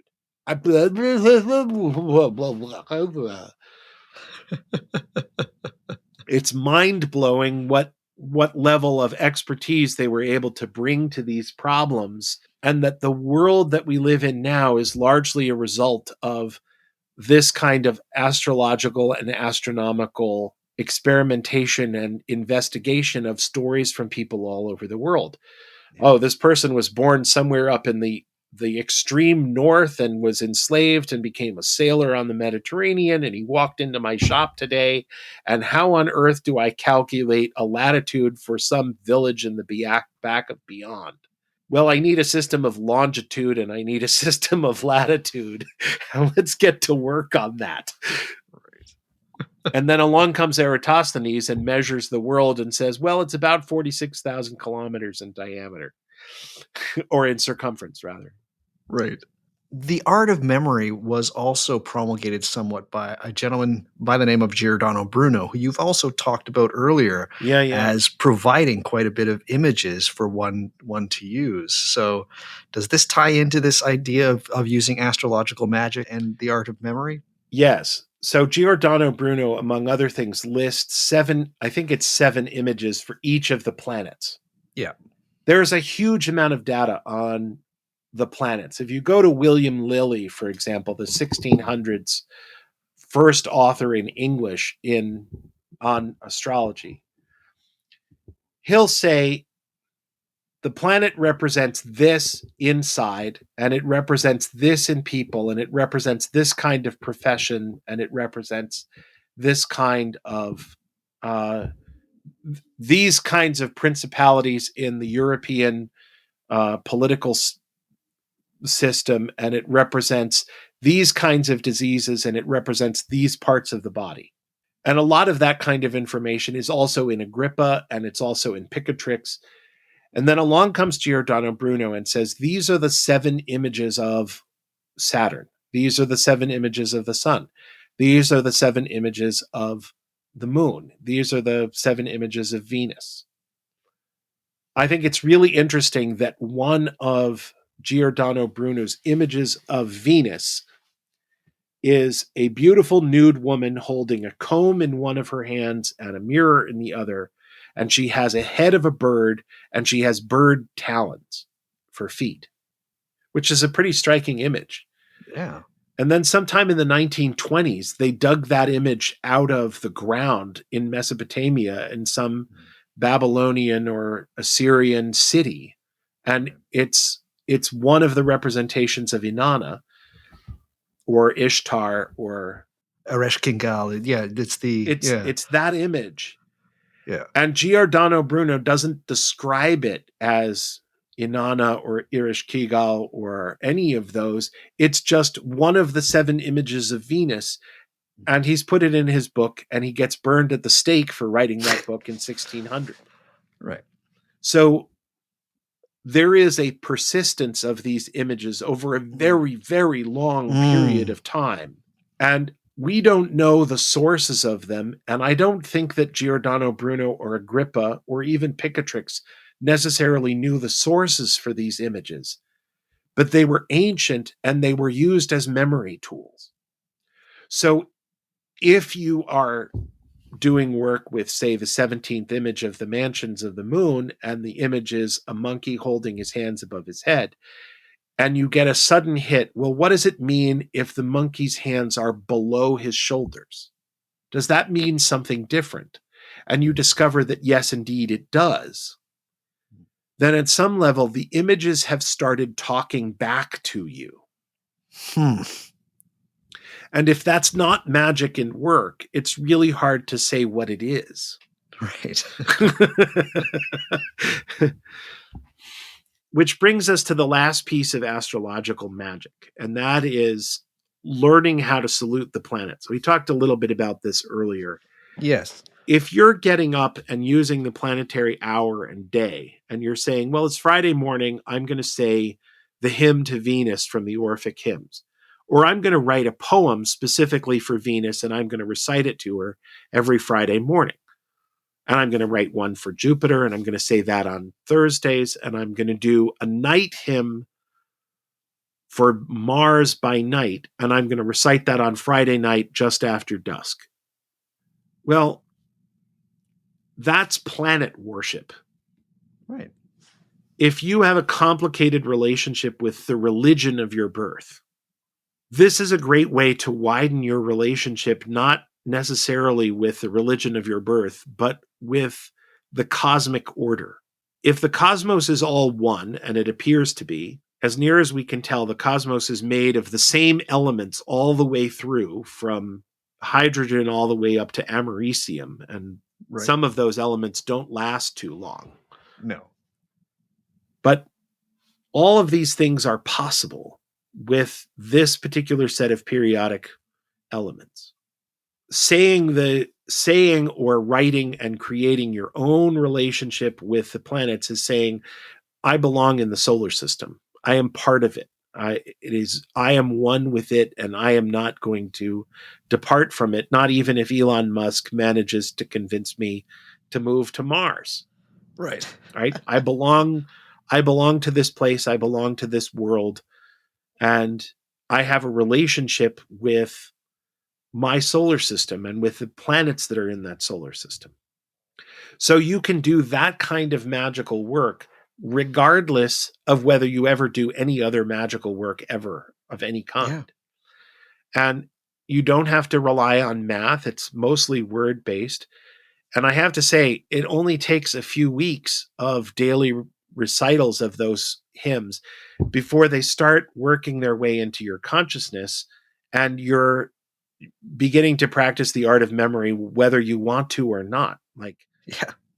It's funny because for a long period of time, I was doing magic and operations from the magical treatise of Solomon, the Hygromantia, and there's planetary prayers for the planet of every day within the Hygromantia, and sometimes they have these very odd translations because the prayers themselves are probably pretty old. Probably Egyptian, making their way up through into Byzantium. But they have my favorite weird little thing in there is for the planetary prayer of Jupiter, which of course is Thursday, and it has in this prayer it says by the immeasurable ankle of God. Yes, the immeasurable ankle of God. But I would do these prayers every day. I kind of fell out of practice with that. But then recently, I started looking at the prayers again. And as soon as I started reading the first lines, it's like, oh, I know the rest of this, like immediately. Lord our God, the great, praised and incomprehensible, whose height of divinity is immeasurable, unto you I pray, I, the unworthy, beg the height of your compassion. Hear me and make this attempt, and the work I want to do be highly effective. It's just like, oh, it's so embedded in my consciousness that I just need to read the first 5 words, and then I was like, oh, I've got it. But I did for a period of a year and a half. I would do that every day. Every day would use those words from the magical treatise of Solomon, from one of the manuscripts that we call the Hygromantia. Yeah. and based on my mom's experience with dementia and what she's able to remember, poetry is one of the last things to go. Right?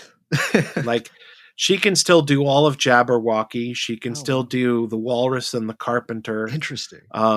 She can still recite a lot of John Keats, and Crazy. there's a bunch of poetry that she memorized when she was in high school and in college, which if you recite the first line, it is there. Right. And it's extraordinary. It is. So learning these kinds of prayers and pulling them into your brain or pulling them into your mind and consciousness, one is establishing a relationship with the planets and or stars. Two, it's actually brain training that it seems to serve some kind of protection or bulwark against mental decay. Yeah. Oh, well, from that perspective, learning how to train your memory is it's a non-issue. Like, we're facing a mental health crisis among seniors who have forgotten how to drive, who have forgotten where they are driving to, who have forgotten where they are driving from. But I mentioned this guy, Josh Foer, and Simonides. This book, Moonwalking with Einstein, is a modern look at memory issues and memory processes. And a huge amount of it is processed through the hippocampus, which is the part of our brain that handles short-term memory, the translation of short-term memory to long-term memory, and then the reaccessing of those memories. It also apparently handles knowing where you are in space. It's the part that says, oh, in order to drive to the grocery store, I need to take these 6 turns. In order to go to work, I need to take these 4 other turns. And the hippocampus is handling all of that kind of processing, but it does not know the difference between imagined spaces and physically real spaces. Yeah.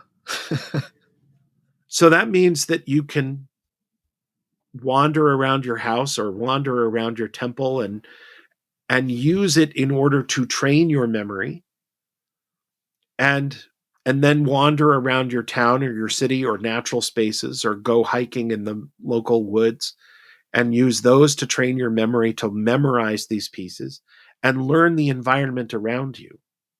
And I think that's really important. Like, as above, so below. You're not just out as an astrological magician to understand the world above. You are also trying to root that experience in the ground that we're walking on.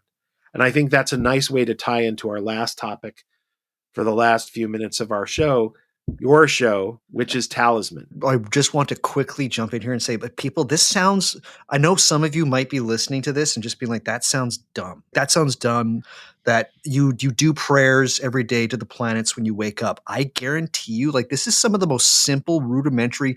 People like Crowley did this kind of stuff with Resh and all of that. Like, this is important. I truly believe that this is some stuff that just waking up and doing prayers early to the planets and situating yourself is fundamental to being a ritual magician, not just an astrological magician, a ritual magician, bar none. This is a very important stuff that is long tenured. Anyways, I'll get off my soapbox, but I will say that it sounds so simple and so easy, too good to be true. Trust me, just start doing this. You will notice some ridiculous changes very quickly. I would agree with all of that. How do I say this without sounding crazy? I've already been on the show once, so maybe I already sound crazy. Oh, who cares? Who cares? I've got a podcast about magic. My family doesn't even know. Like, nobody talks to me about this kind of stuff. I'm glad to have people like yourself on this show, Andrew, because we get to be crazy together. Yeah. Let's just go for it. We're about to talk about talismans. But the act of getting up every day and saying prayers and engaging with realms beyond yourself through prayer, through the ritual action of reciting formal statements about your connections with the other powers in the universe, is almost like turning yourself into a living talisman. Mm-hmm. At one point, I was listening to, I think it was Gordon on Rune Soup, and he told the story about Carl Jung and his very difficult patient who wasn't making any progress. And Carl Jung said something like, well, tell me about your dreams. And his client said, I don't know what dreams are going to be. Tell me about myself, but I had a dream last night about ancient Egypt, and a golden scarab came up to me and gave me a gift.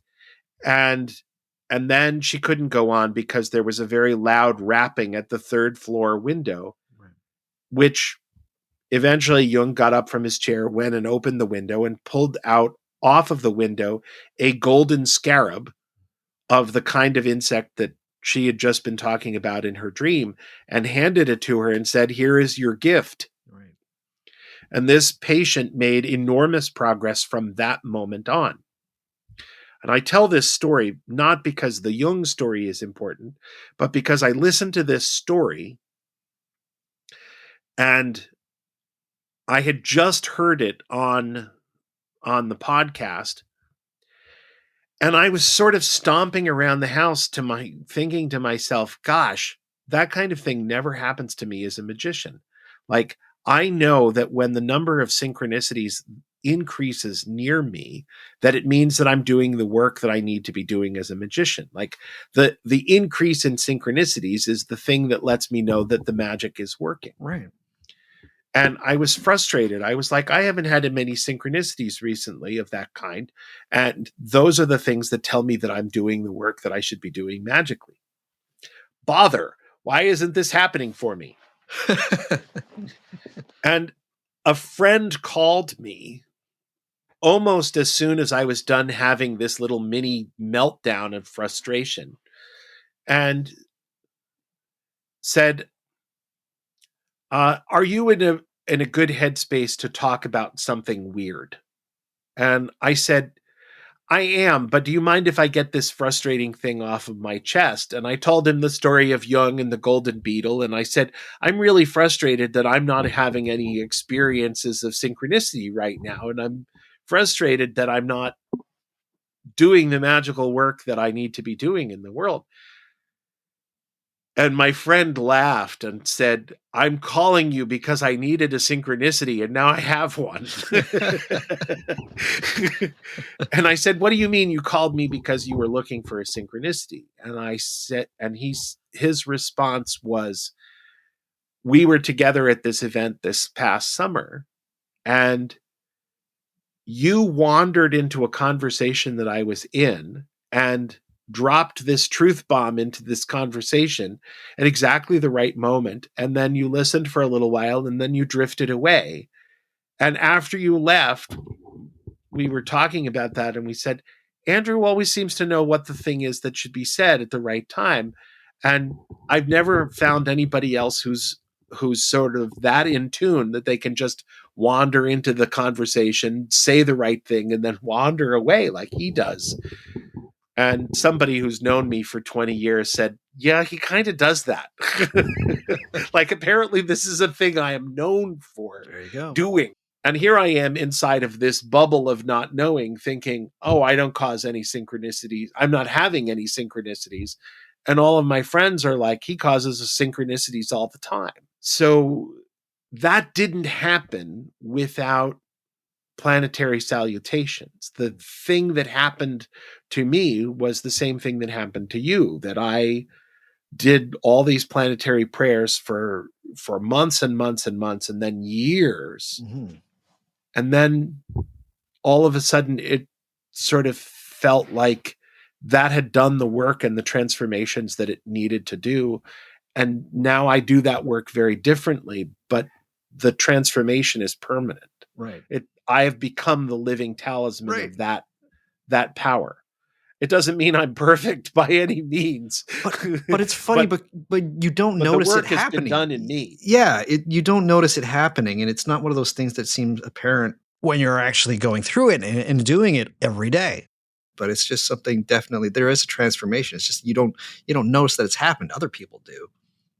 Right.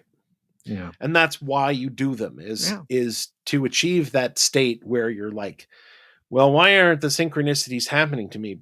Because now your job is to be a generator of those experiences for others around you. Yeah. Yeah. Very true. All right. There's a wonderful quote here I want you to drop on people. So I think you should read it. Okay. So this is from Dion Fortune, and this is from the Mystical Kabbalah, which was published in 1935. She says, talismans are to astrological magic as a medical treatment is to medical diagnosis. Andrew, what does this mean? Oh my God, what a fantastic quote. Great. I wrote that down on an index card and I carried that around in my pocket for a couple of weeks after I read it. Right. Yeah. It's a good one. I don't even remember. Here's the thing. I've read the Mystical Kabbalah, I think twice all the way through. I don't remember her talking about talismans at all. So it's it's a line that she drops in the middle of all these other topics. Right. And it's just sort of sitting there. And I almost passed right over it. And then I was like, wait a minute. I did that thing where you're reading through the middle of a paragraph and you're sort of bored and you go on. And then I just saw the word talisman. Right. I have to go back to that. What was that line? And scrabbling back in the text, like climbing up a cliff of gravel. Yeah.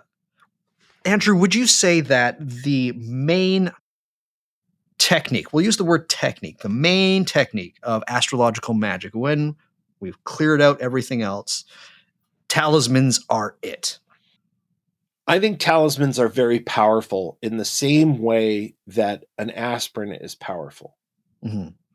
I do know people that literally have a dozen necklaces around their neck all at the same time with all of their pieces of bling and jewelry. And I have to admit that seems like overkill. Right.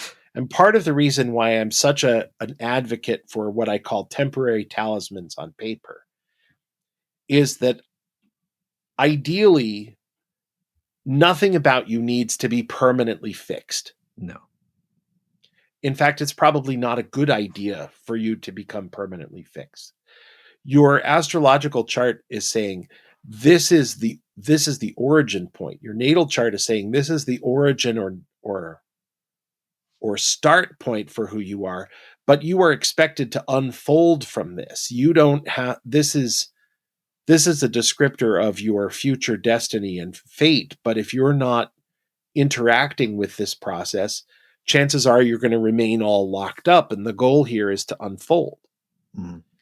Well, unfolding can be a very painful and difficult process at times. So the purpose of a talisman, particularly a temporary one or an experimental one, is to serve as a short-term solution in the same way that you take an aspirin if you've got a headache. There are other solutions to fixing a headache, right?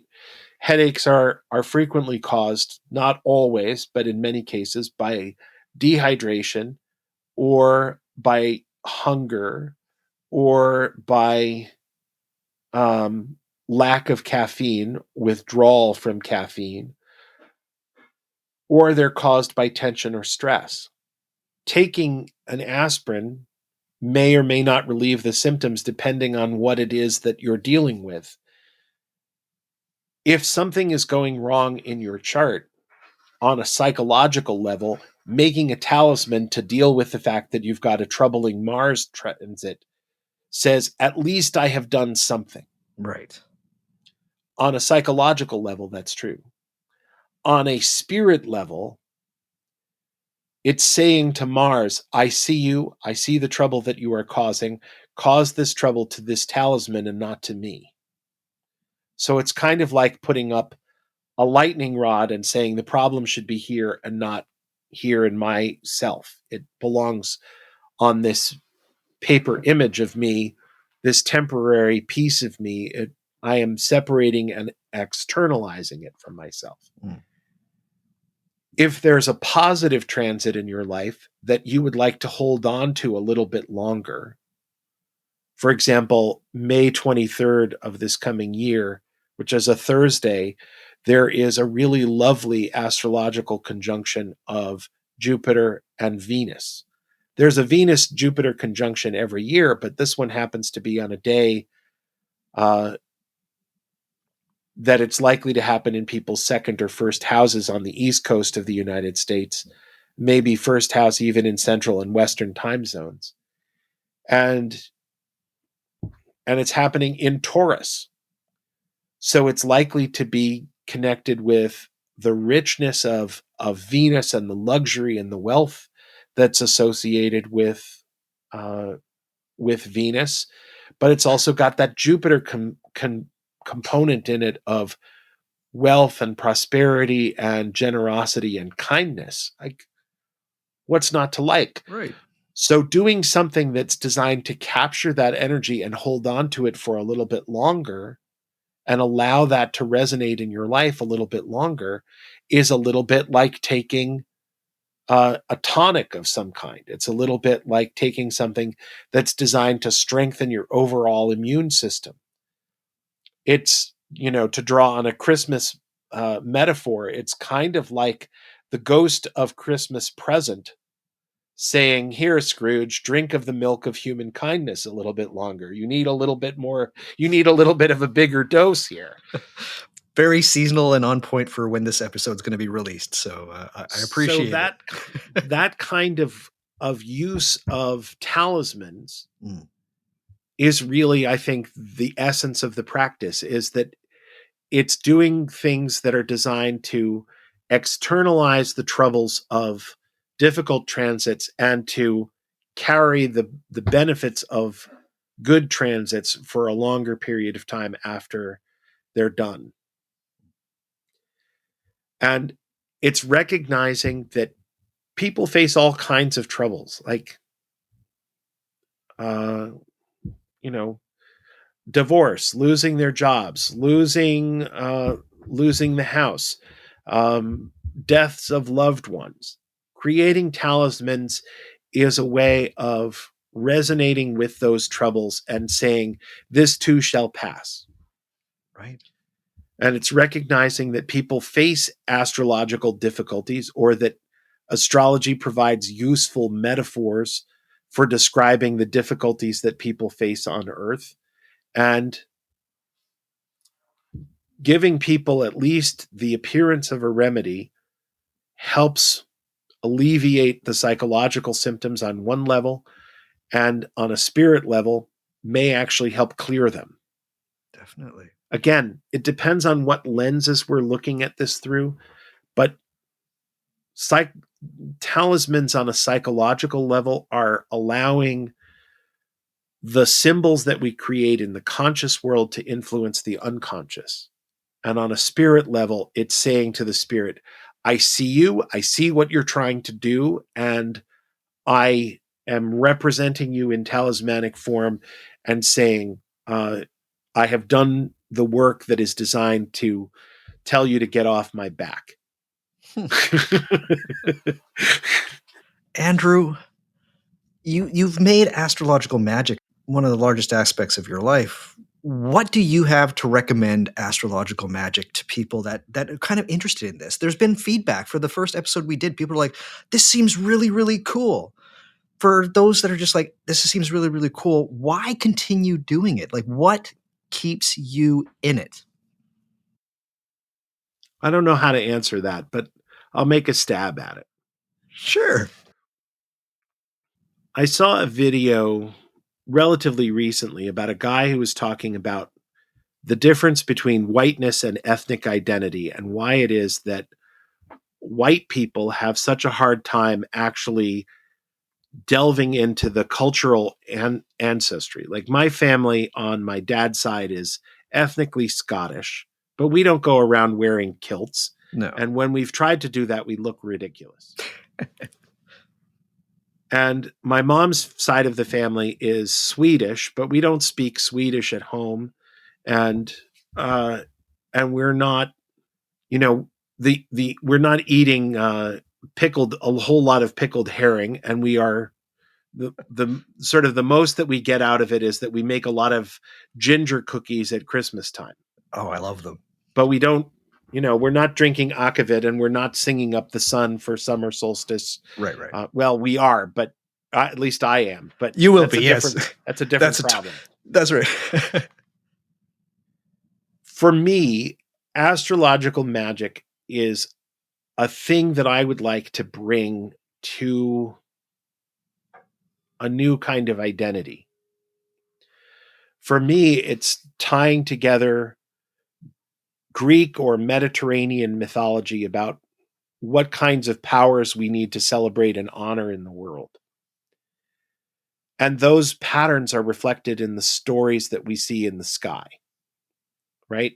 But I live in the mountains of Western Massachusetts. I live in the mountains, the northern end of the Appalachian mountain chain at the northern end of the US, and I'm not planning on leaving. I've written songs and poetry about this realm and this part of the world. And millions of years ago, this same mountain chain was connected to the Caledonian Mountains in Scotland and to mountains in Iceland, and I think mountains in Scandinavia as well. Like, it's all one place in a sense. And this is kind of where the bones are, right? The sky is always the same. It's not always the same. It's ever changing, but it's been here since the beginning. It'll be here long after we're gone. And rooting the kinds of stories that I tell about the world and that I help tell for other people feels like a thing worth saving in whatever the new world is that's coming in.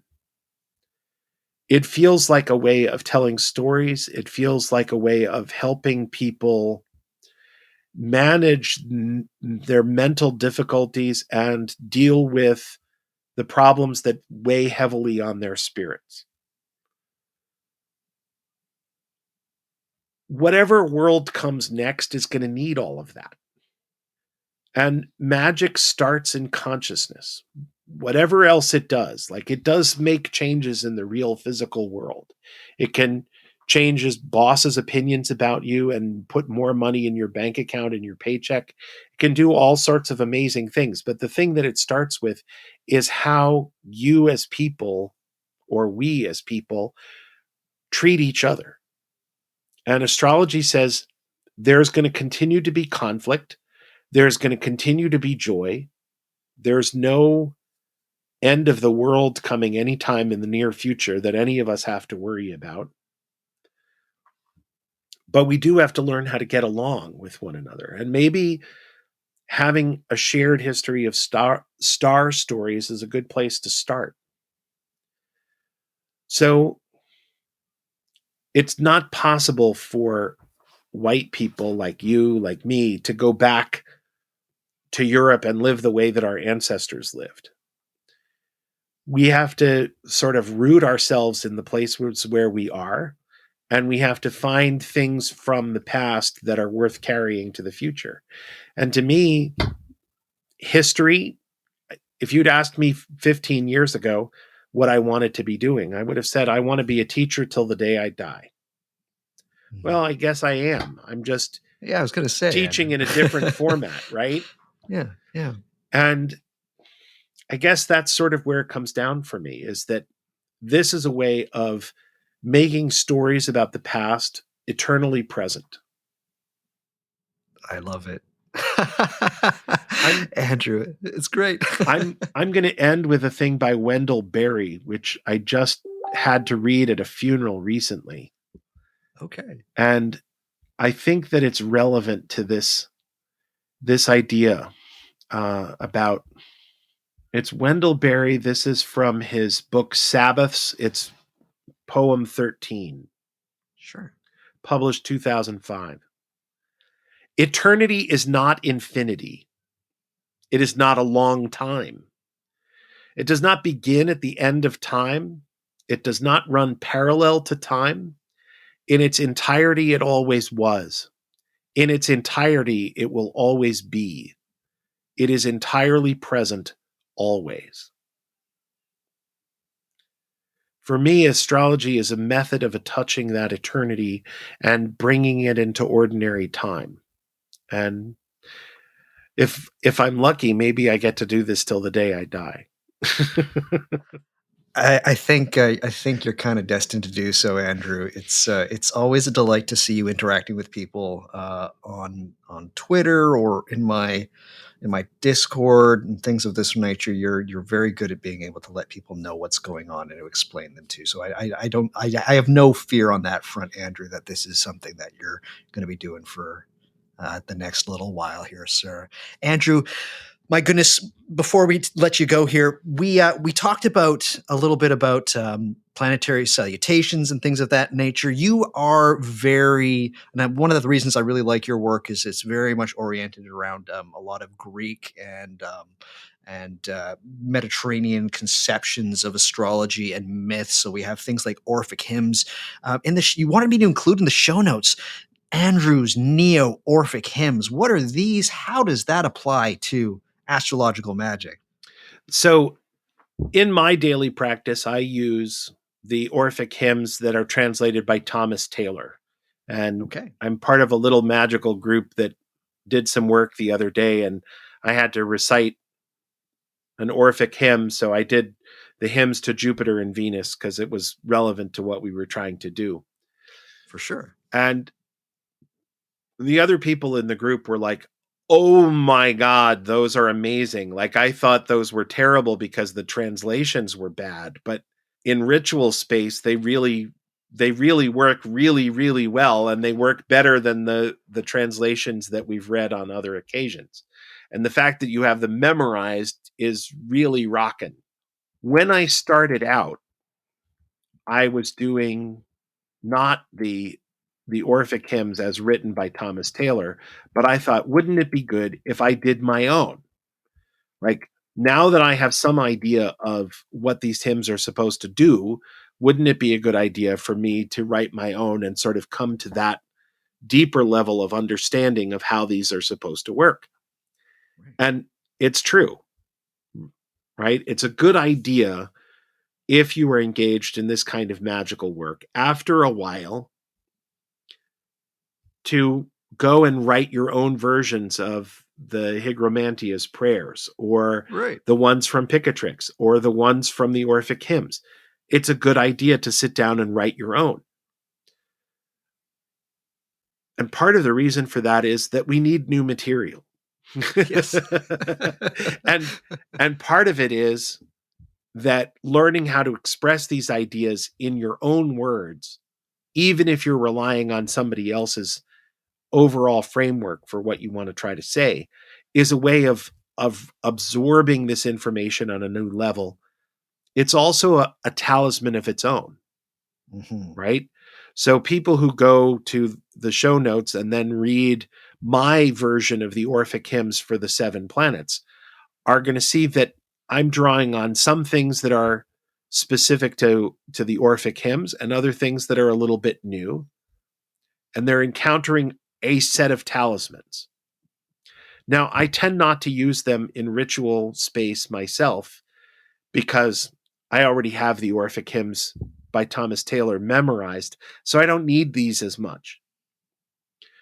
And I also feel a little bit uncomfortable about projecting my words out into the universe as this is the right way to do it. I don't think it's the right way to do it. I don't think it's the only way to do it. But I do think that there's a tremendous value in making them available to other people because for whatever reason they might not like Thomas Taylor's or Athanakis's translation of the Orphic hymns. Maybe they want to say them in Greek. Maybe they want to say them in modern English rather than, 1770s stilted these and thys. So that's why they're there. I love it. Andrew's one of the only astrologers that I pay. I don't want it to sound like I'm an asshole, but I've got about 5 people that I kind of go to. But Andrew's is always like, it's as soon as something's released, I'm like, I got to go there. I have to have a read of this. I love what you do, and I love all that you write. Tell the people, where can they find all of your stuff? Tell us about the Patreon. Tell us about what's coming up. Tell us about consultations if you're doing some. All of these things. Let the world know once again where they can find your things. The easiest place to find me is at andrewbwatt.com on the World Wide Web. So https://andrewbwatt.com. I do have a Patreon. There's a link from my website to the Patreon. At the top of the page, it says something like services/contact, and you can sign up for a consultation. Partly as a result of prepping for our last performance together, our last interview, I set up a free 10-minute consultation. So you can set up a 10-minute talk with me face to face on a Zoom call to get a sense of whether or not I would make a good astrologer for you specifically. And then, if it feels like it's a good potential for a working relationship, you can arrange to hire me on a more regular basis. And I think I have half hour, hour and a half, and 2-hour consultations available. Amazing. Andrew, what do people get when they sign up to your Patreon? Because I think the Patreon is actually like it's worth its weight for I think I'm although I might be a bit of an asshole, I might be on one of your lower tiers, but I still love absolutely. I only everything. have 2 tiers. Okay, I have a $3 tier right, and I have a $5 tier. Okay, There used to be a $7 and right. a $10 tier, and it was just too much. The way my life works. I just couldn't deliver on what I was promising, so I canceled those 2 levels. But let people know what they get if they sign up to your Patreon, because that's where people should go. Truly, Andrew, so the $3 tier, you get access to all of the horoscopes. I write a 2,000-word column every 10 days for when the sun enters a new decan. The next one will come out, I think, on December 12th or just before that. It might come out on the 11th because the decan on the 12th starts at like 2:35 in the morning. Okay. But you get all the horoscopes. And currently I have it set up so that if there's 2,000 words in a column, the first 1,500 are the mythology and the planetary placements, and then the horoscopes are the last roughly 1,200 words of the column. And they're free to everybody for the first decan of every sign, but only patrons and MailChimp subscribers get the full set of columns for the second and third decan. So they get all of the horoscopes for the second half, and Patreon members specifically get the horoscopes.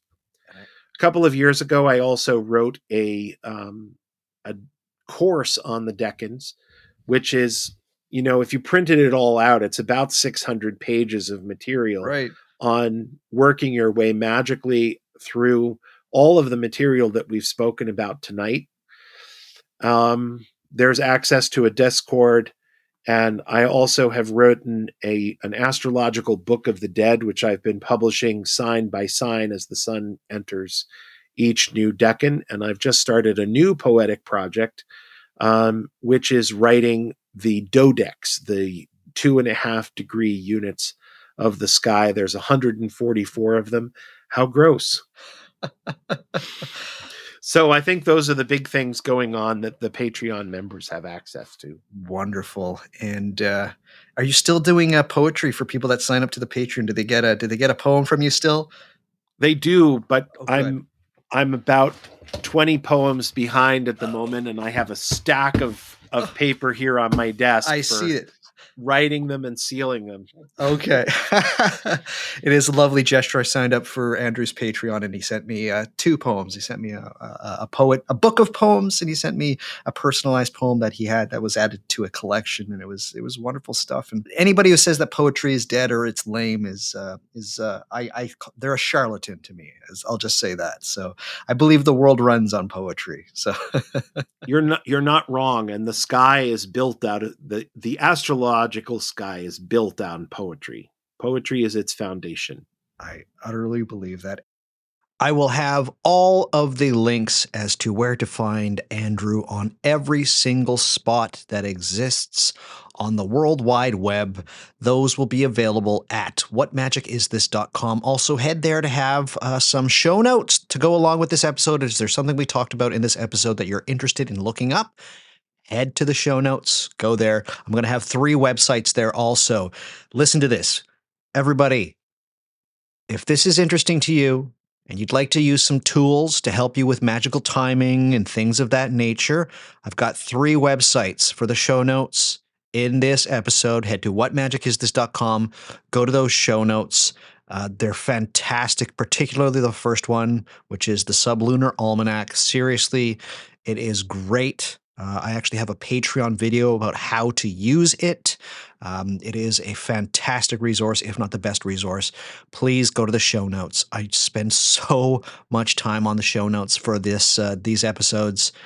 Please utilize them. They are great, as well as all the other things that Andrew and I talked about in this episode. They're all going to be there. So please use those show notes, whatmagicisthis.com. If you think that I'm doing something kind of cool here with the podcast and you would like to show your support in some way, shape, or form, let's do the old Doug at the end of the episode song and dance. Try and get some of your money. I want some of your money. Okay. Easy there, Scrooge. I'm kidding. I would love to have some of your support financially and or otherwise, but truthfully, podcasting is my job. This is what I do for a living. And there's only one way that I can do that, and that is through some kind of support. And the best way of doing that is through Patreon. That is patreon.com/whatmagicisthis. My goodness, there's so much stuff that I have on the Patreon. I truly, truly believe it is my absolute best work. I have videos on how to do certain things like create Florida water, create your own incense. I have a whole segment about decans. I talk for like an hour about decans, and I have a way of doing a year-long decan ritual that you can go through. Andrew does it as well. I think I have 3 ways that you can utilize the decans within your magic. I have a video on that. I've got so many crazy cool topics and things that I talk about on my Patreon, episodes about saints and gods. I just put out an episode about the Holy Guardian Angel. That's right. About the knowledge and conversation of the Holy Guardian Angel. An hour-long episode about the whole thing that is apparently the only reason you should do magic. Well, maybe not the only reason, but it's like the point of doing magic, according to a lot of people from the 20th century, was to find this Holy Guardian Angel. So, I'm a little late to the game. It took me a couple of years before, tackling it, but I did, and I just released that episode, and people are loving it. But I do all of that kind of stuff on my Patreon. It also gives you access to a Discord server, of which Andrew is an active member, and he is so kind, and he talks to all of my patrons as well about all of the things that questions that they have and queries. He is so patient with everybody. And yes, if you have a question for me, I will answer it there as well. That's one of the perks of having you on the Patreon, is that you basically get access to me and my brain and my weird way of working and thinking. $7 a month. It pays for itself. If you even sign on for 1 month, you are getting so much stuff for that $7. So that is the way that I would love to see your support, is to come on down to Patreon and support me. Patreon's doing this thing now where they're letting people join as free members. That's all well and cool. But if you look at my homepage, you're like, oh, Doug's got 460 people supporting him for $7 a month. He's fine. I don't. More than 160 of those people are people who have joined the Patreon for free. They're members, but they don't get any of the paid content, or I like to call them the offerings, my offerings. Content's such a, I don't know. I don't like that word. Anyhow, I don't have 460 people paying me seven. I literally was about to say $7 a month. $7 a month. I don't have 460 people paying me $7 a month. No, I have about 300 and 330, 340 people. So don't be dissuaded. Doug is not, jumping into a giant pool of coins like Scrooge McDuck in the intro to DuckTales. That is not my life. I am barely. I'm doing okay. I'm getting by. $20 is still a lot of money to me. I'll just put it that way. Groceries are expensive still. Anyhow, I would love to have your support, particularly at this time of year. I know it's rough because everybody's spending money and hemorrhaging money at this time of year. But if you're just like, you know what, a little bit further on down the line, Doug, I will highly consider joining your Patreon. I don't know. And after the next couple of months, or even this month, that would be awesome. That would be a wonderful Christmas gift for myself. I would really enjoy that. So please come on down to patreon.com/whatmagicisthis, or head to whatmagicisthis.com. Click on any number of the Patreon links there. And please, I would love to have your support. But yes, I am not jumping into a pile of coins and then surfacing from those coins and spitting coins from my mouth. There's a large segment of the people listening to this that are going to be like, what the hell is wrong with Doug? Did Doug just do a handful of shrooms about an hour before recording this? And the answer is maybe. Just kidding. It's not. But maybe. Anyhow, I would love to see your support on Patreon. That would be the absolute best. Again, just did an episode about the Holy Guardian Angel. If you want to hear my steez on the Holy Guardian Angel, people have really loved that episode. All of those things. Patreon.com/whatmagicisthis. If you don't like doing the Patreon thing, PayPal. I have links all over whatmagicisthis.com. Click the PayPal button. You know what it looks like. It's two P's just kind of overlaid on each other. Maybe one's got like a shadow. I don't really know what it is. Anyways, you click that. $5, $10, $20, any amount helps. It goes right back into hosting this podcast. Podcasting is expensive. It is not cheap. And it's getting more expensive, just like everything. So if you donate any money through the PayPal, it just goes right back into hosting fees and things of that nature. I don't spend that on anything else. It's just to cover part of my costs. And I will say that maybe 3 out of 12 months of the year, I have enough people donating through PayPal to actually pay for my fees every month.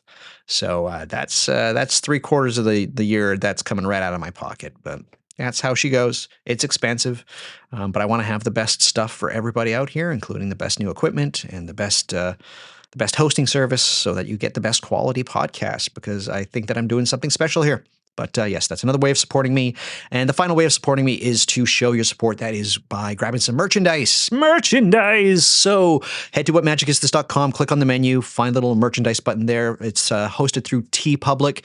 I've got about 12 designs up there. They're all really fantastic. You can grab those on mugs. You can grab tote bags. You can grab shirts, hoodies, stickers, fridge magnets, wall hanging things, paintings. They're not really paintings. They're like, those canvas print stuff. Anyhow, there's those.